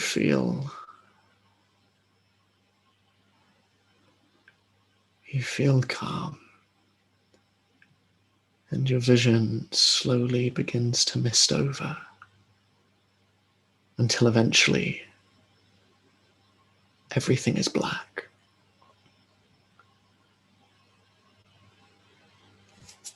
Wake up. Wake up. And you feel her on your face as you come to, and flickering orange light fills your vision. You see Bobby sat to one side, still tied up in his chair. He's looking at the ground with blood streaming down from his mouth. A thug stands next to him, carrying a still burning torch, and you can see others round the room as well, but sat in front of you, you see a figure. A red dragonborn with blue tattoos crisscrossing across his scales. Golden piercings line his face, and bright yellow eyes glint out from underneath the heavy brow. He wears a fine silk jerkin patterned to look like peacock feathers, and as you look at him, and as he smiles, you see that all of his teeth are made of solid gold. Well, well. Well, well, indeed. Did you really think you could run from me, little one? Yes, I did. And I did. Up till now, maybe. You're slow. So is your friend. Tell me, where are my packages? Where are the things that you and your friend have stolen from me? Everything we have is here. We don't have anything else. Didn't you already take it before I came in? Not everything was accounted for. Well, Have it's you... probably somewhere else now. I hope you understand. I am not afraid to kill children. Okay. I'm not afraid to kill ugly lizard like you. And as you sit there, you feel the ropes chafing at your wrists behind the chair. And you see that Bobby, too, has his hands tied behind. Let me be plain with you. I will make you watch as I break your friend piece by piece until I get what I want. And We then... don't have anything. And don't you dare touch my friend. We gave you everything we have. Everything's here. Take it and go. Make a persuasion check. 18. He looks at you up and down. You really have nothing else of mine. No, I don't.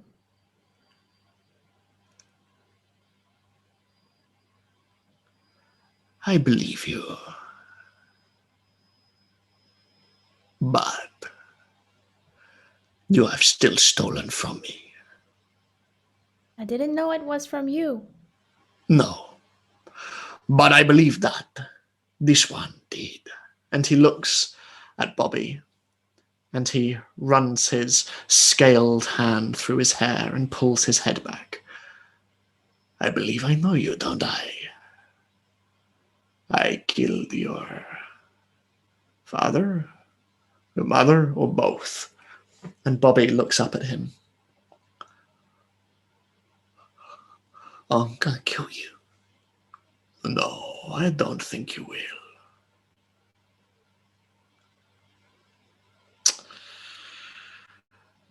Hazel, Hazel. I think you can go. I will cut your bonds. I will let you leave here. I'm not leaving without Bobby. You have to let him go. He could have killed you, just like you killed his parents, but he didn't. Did he now, huh? So just let him go. I think a child such as him and a child such as yourself would have a little difficulty in killing one such as me. As you sit there, you start to feel your hands move apart somewhat.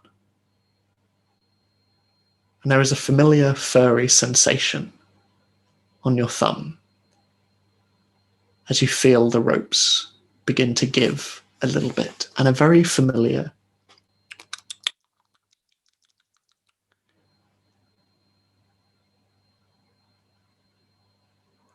tell you what, I only kill one of you, and I let you go. I let you leave Neverwinter and never come back. Okay. Then how about you kill me? How about we do a duel or something?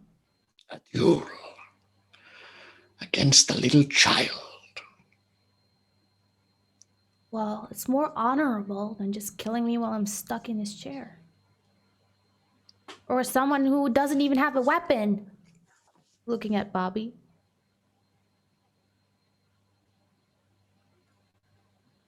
And I suppose you have a weapon that you would like to use against me. Yeah, I have it hidden somewhere. All right.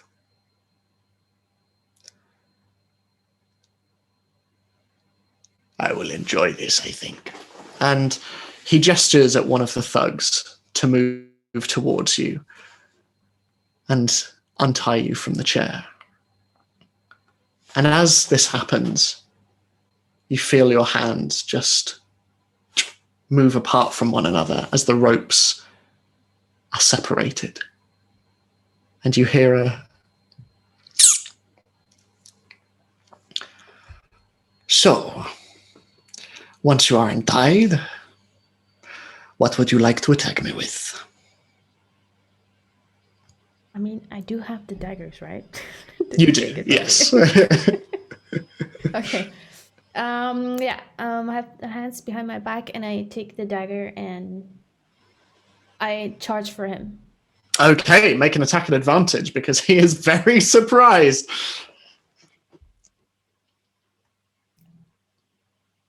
Um, 23. 23, that hits. Roll for damage. 8.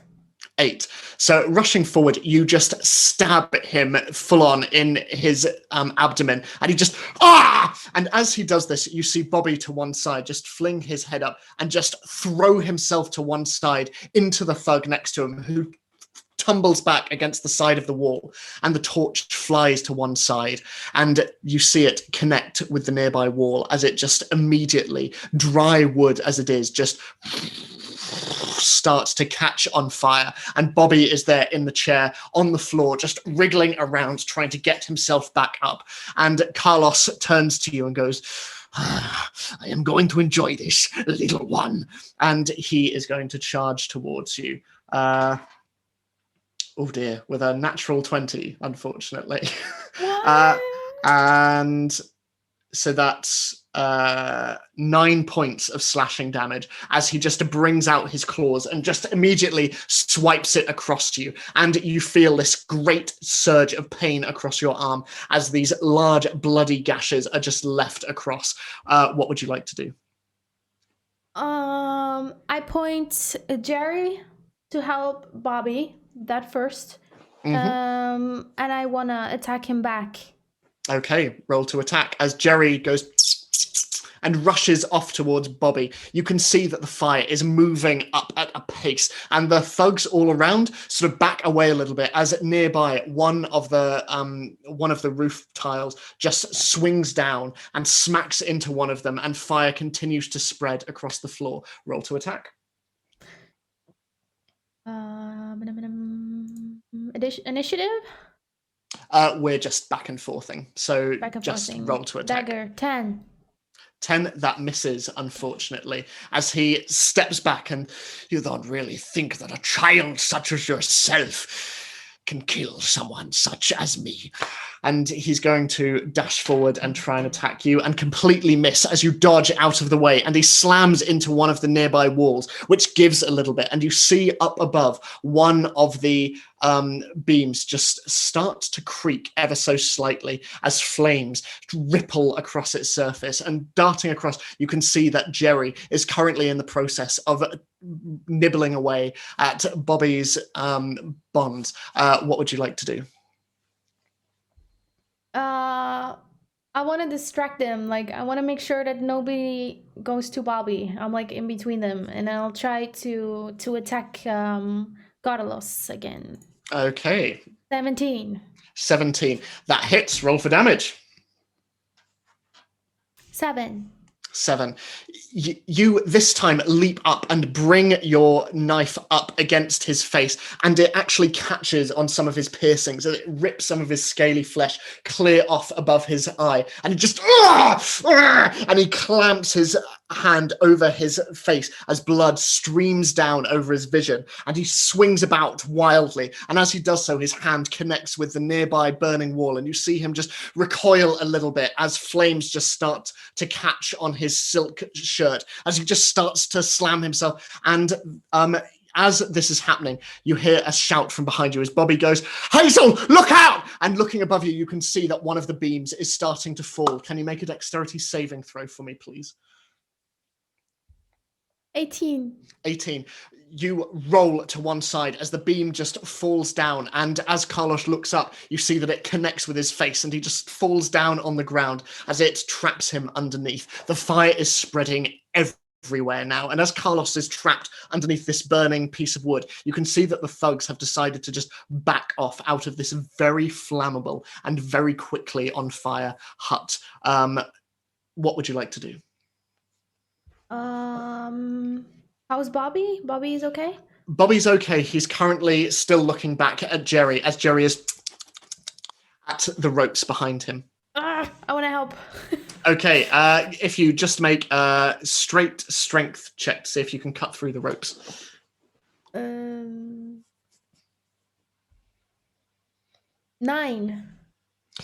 9. Wonderful. So you sort of, it takes a lot of effort, and you are there for quite a while as you just, and the flames are flaming all around you, and you take only 1 point of fire damage as it just flicks against you the longer you are there, but eventually you just bring your knife through it, and the bonds snap loose as Bobby very tiredly turns around.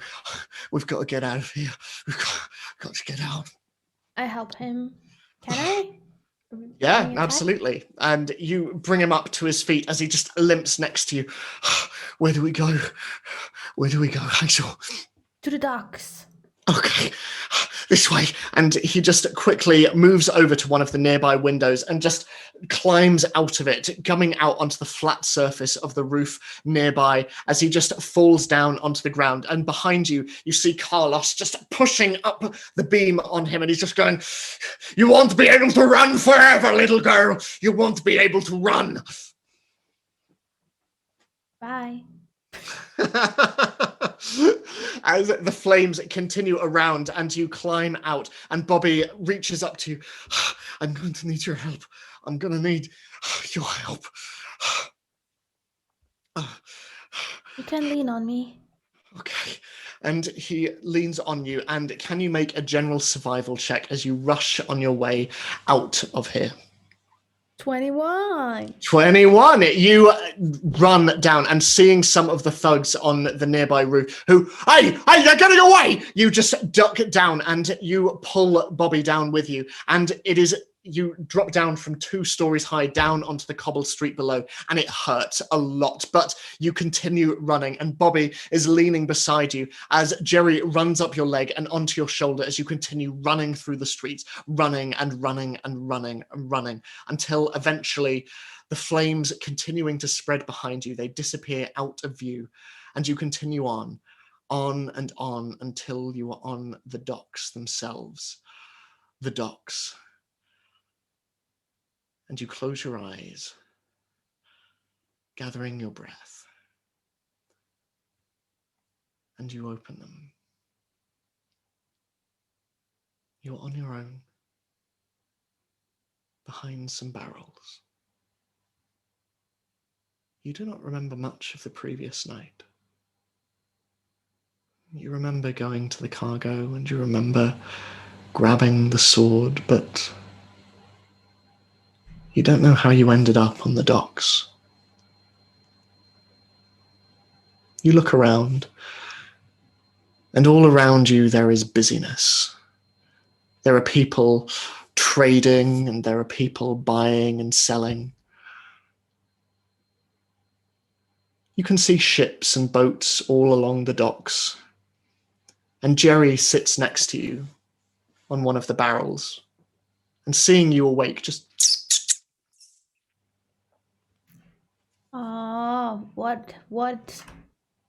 What happened? Where are we? Are you hungry? Want to look for food? Or you notice that as you speak to him and as you reach out to him, he flinches just a little bit as he looks you up and down. what? I look around me. You look around, and the docks are as unfamiliar to you as when you arrived yesterday with your parents, but looking around, you see a couple of markers.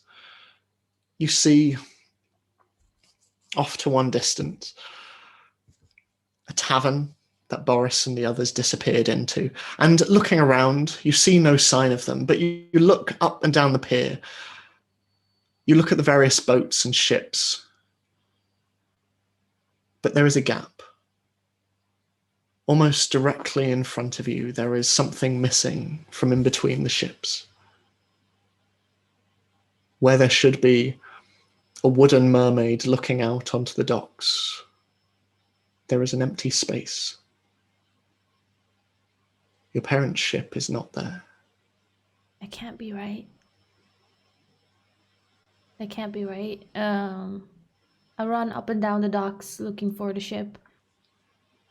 Do I see anything? Make a perception check.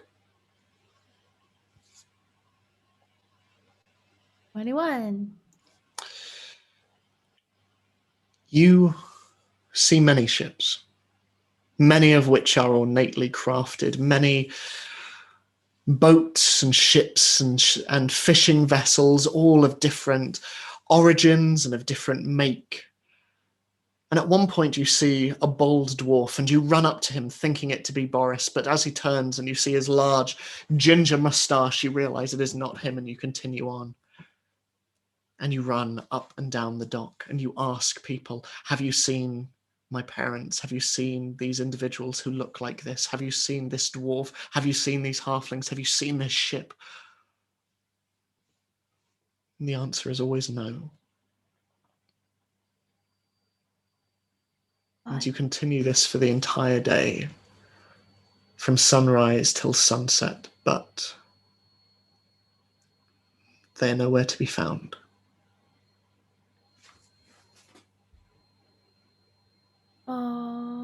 This is the right place, right? This is Neverwinter, right? Where did they go? Maybe they parked the ship somewhere else? Is there another dock? Even? Why wouldn't they tell me, though? You know where they are, Jerry? He looks at you for a moment, stood on his hind legs, and seems to just look around your eyes and move forward a little bit and places a paw upon your hand. And then back. You don't know. Well, what do we do? This is weird. Why would they go? They never go. They even said they would stay here for months. Was my dad lying? Why would he lie? And Nobody knows. And as you stand there still and alone except for Jerry, and the busyness of Neverwinter's docks moving all around you, the city itself seems to get larger and larger and larger around you. And you have never been more alone. Back on the docks, holding Bobby with you, you move through until eventually you find a small alcove to sit in, and Bobby just, put me down, put me down. Oh. You okay? I know it hurts, probably. Yeah.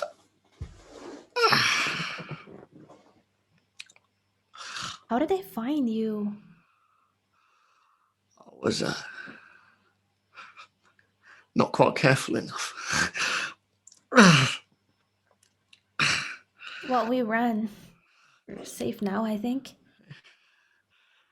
It's a good thing I had a crazy girl with a knife around. I told you to keep a weapon with you. It's not safe here. I don't think it's safe for either of us. You stabbed Carlos. Yeah. You saw that? Yeah. It's not many people get to walk away from that and tell the tale. He thinks he's all that. He just has a big mouth.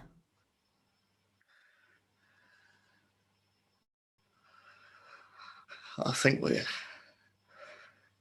gonna have to lay low for a while. I think so too.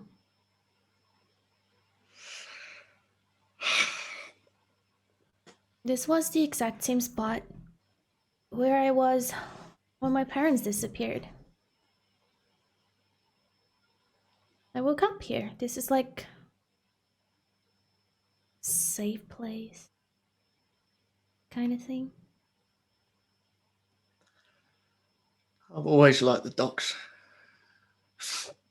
Looking out across the water, imagining all the incredible places there are out there. There are so many pretty places. I can tell you all about it once you're okay. Should I get someone or?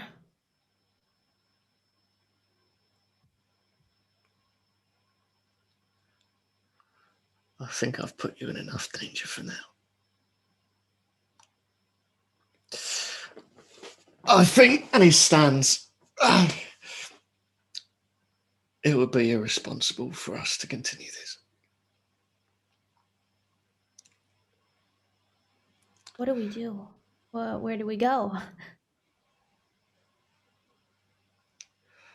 I think you should get out of here.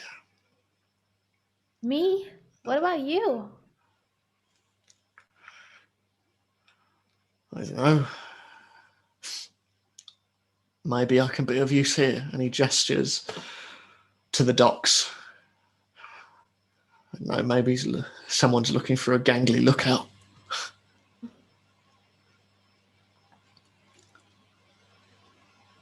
And hey, if I see your parents, I can tell them you passed through. It's very thoughtful of you. Are you sure you're gonna be okay? I think if if you really want to stay here, I mean, you could always join me, but I mean, if you stay, then you better give yourself a makeover. Maybe you can cut my hair. Oh, I can do that. I'm good Yeah, at you that. can. Yeah, All right. I can help you. Okay. And he sits back down again. All right. Do your worst. Now? Well, yeah, we better do it now. So make a general sleight of hand check to give him a makeover. 17. You manage to slice away at his thick hair, and while his very bare face is still quite recognizable with his very gangly features, you are able to cut his hair down to the point that it is distractingly different. Very, very short sides and quite long top, and he looks up at you and, how do I look? A little funny. Well, that's your fault. But this will help you. Just get different clothes and blend in, and I think you'll be okay. I mean, I guess after what happened there, after me now, instead of you, he agreed to let you go. So, Maybe. whatever you do, never wear a burgundy band. That can get you killed. I mean, we do look very similar. You? Nice. You might just be my guardian angel, Hazel. Oh, one more important thing. Get a weapon. And All right. listen to me this time.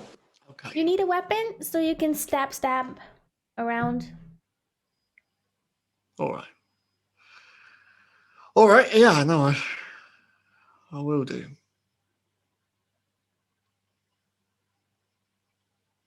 I hope you find them. I will. Someday. Good luck. In that case, Hazel too. Van Dam of the Sea. It was so nice to be with you, Bobby. We I had a good mean, time. yeah, we've had our ups and downs, but take care. You too. And you too, Jerry. And Jerry just gives a little. And Bobby looks at you and gives a little salute before moving off in the direction of some of the sailors nearby. And you see him introduce himself and start to talk amongst them. And after around 5 or 10 minutes or so, you see them start to bring him across to some crates and barrels, which he dutifully starts to help bring on board. And you are once again stood alone on the docks of Neverwinter. Alone save for Jerry. Where do we go now? I think you're kind of a little bit in trouble this time. I mean, Jerry, you know, if we leave, we won't see the ship coming in, right?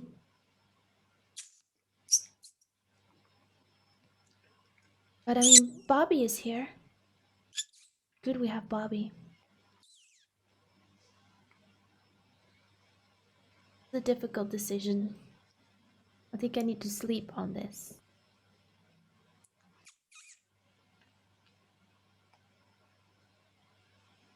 Can we And sleep here? Or you can absolutely try, yeah. in between the barrels on the dock? So you go to sleep as the day continues and the moon continues to rise in the sky. And night falls, and you go to sleep. Your future uncertain, but irrevocably soon to be changed.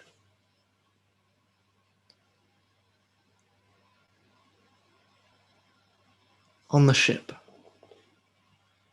as you hold the sword in your hand, and your vision begins to cloud over, and you hear only the sound of the waves outside, as even they begin to melt away. The sword sits in your hand, its red quartz blade pulsating and its black marble hilt humming in your grip. It is whispering to you. It is hungry.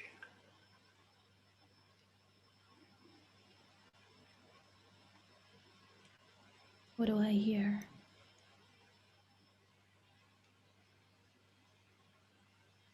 Wield me.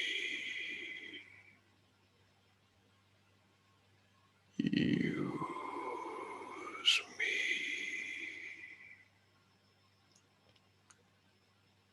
My hunger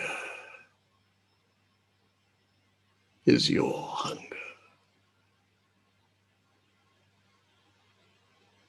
Feed me.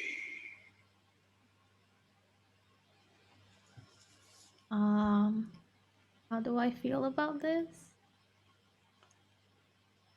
It feels very reasonable. And as you hold the sword and it seems to pulsate in your hand, you see a pair of doors on the other side of the hull. And as you look towards it, that vibration seems to intensify and the voice goes, yeah, yeah.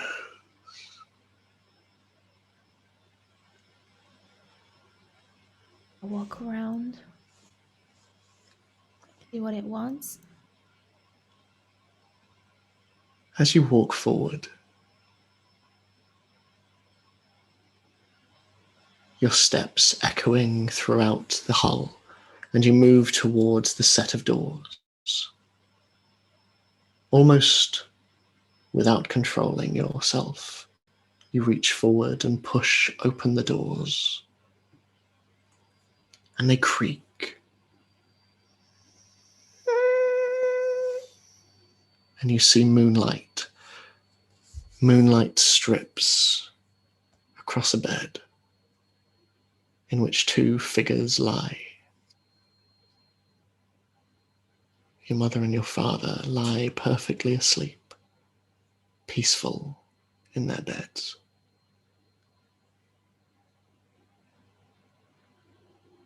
Yes.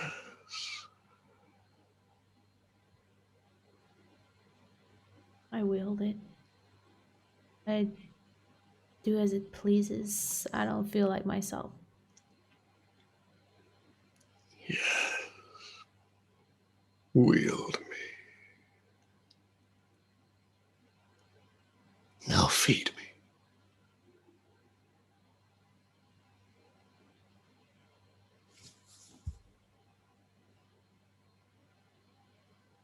She would not doubt. She would just go. As you walk forward, and your feet, your bare feet move across the wooden floorboards and they creak under you. Your father just looks over in your direction. Hazel, it is late. I told you. We will explore Neverwinter tomorrow. And you slowly bring up the sword, silhouetted against the moonlight. Darling, what are you doing? The sword slices down across your father's arm as he throws it up to defend himself, and you feel the blade gasp in your hand. It glows, the red beneath the surface swimming like blood in the water, and you feel stronger. Your veins pulsate with strength. It feels good. Moreover, it feels right. And your father, and he clambers back, and you see the white bedsheet staining red, and your mother wakes up beside him and looks over and immediately, instinctively throws herself between the two of you. What are you doing? Hazel, put it down! And you bring your sword up again. Are you using it? As the sword pleases. You lash out, and another spray of blood flies across the cabin as your mother screams out, falling off the bed into the floor, and your father looks at you with wide eyes shaking in fear. And a voice calls out to you, yes.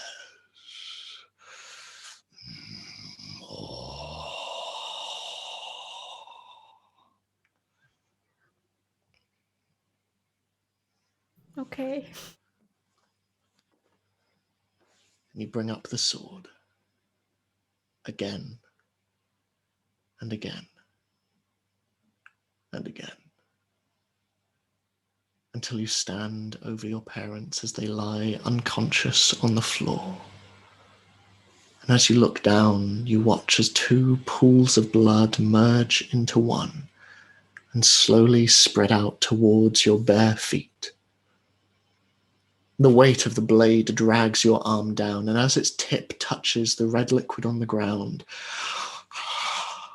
it gasps again. And you feel strength.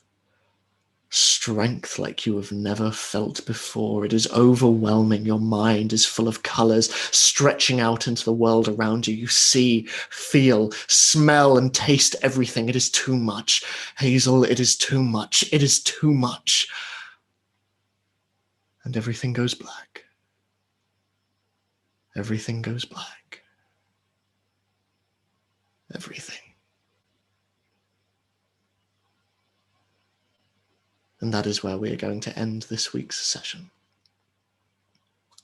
Thank you, everyone, for tuning in. We'll be back again next week with the entire group, but Gloss, hi, would you like to Oh my pitch god, anything? I'm so uncomfortable right now. Oh my gosh. Yeah, that was that. I hope you enjoyed our super innocent, sweet solo episode. Damn.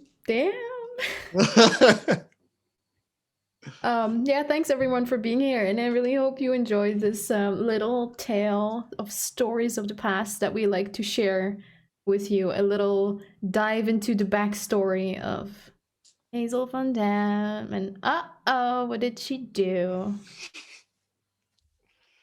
Do you have anything coming up you'd like to pitch at all, or? Yeah, I'm playing Classic WoW a lot, and I'll be streaming in the weekend. And I've been Ed. I DM for Cantrip Breakers every single Thursday. So tune in next week where we'll be dealing with a rat problem. Thankfully, not Jerry.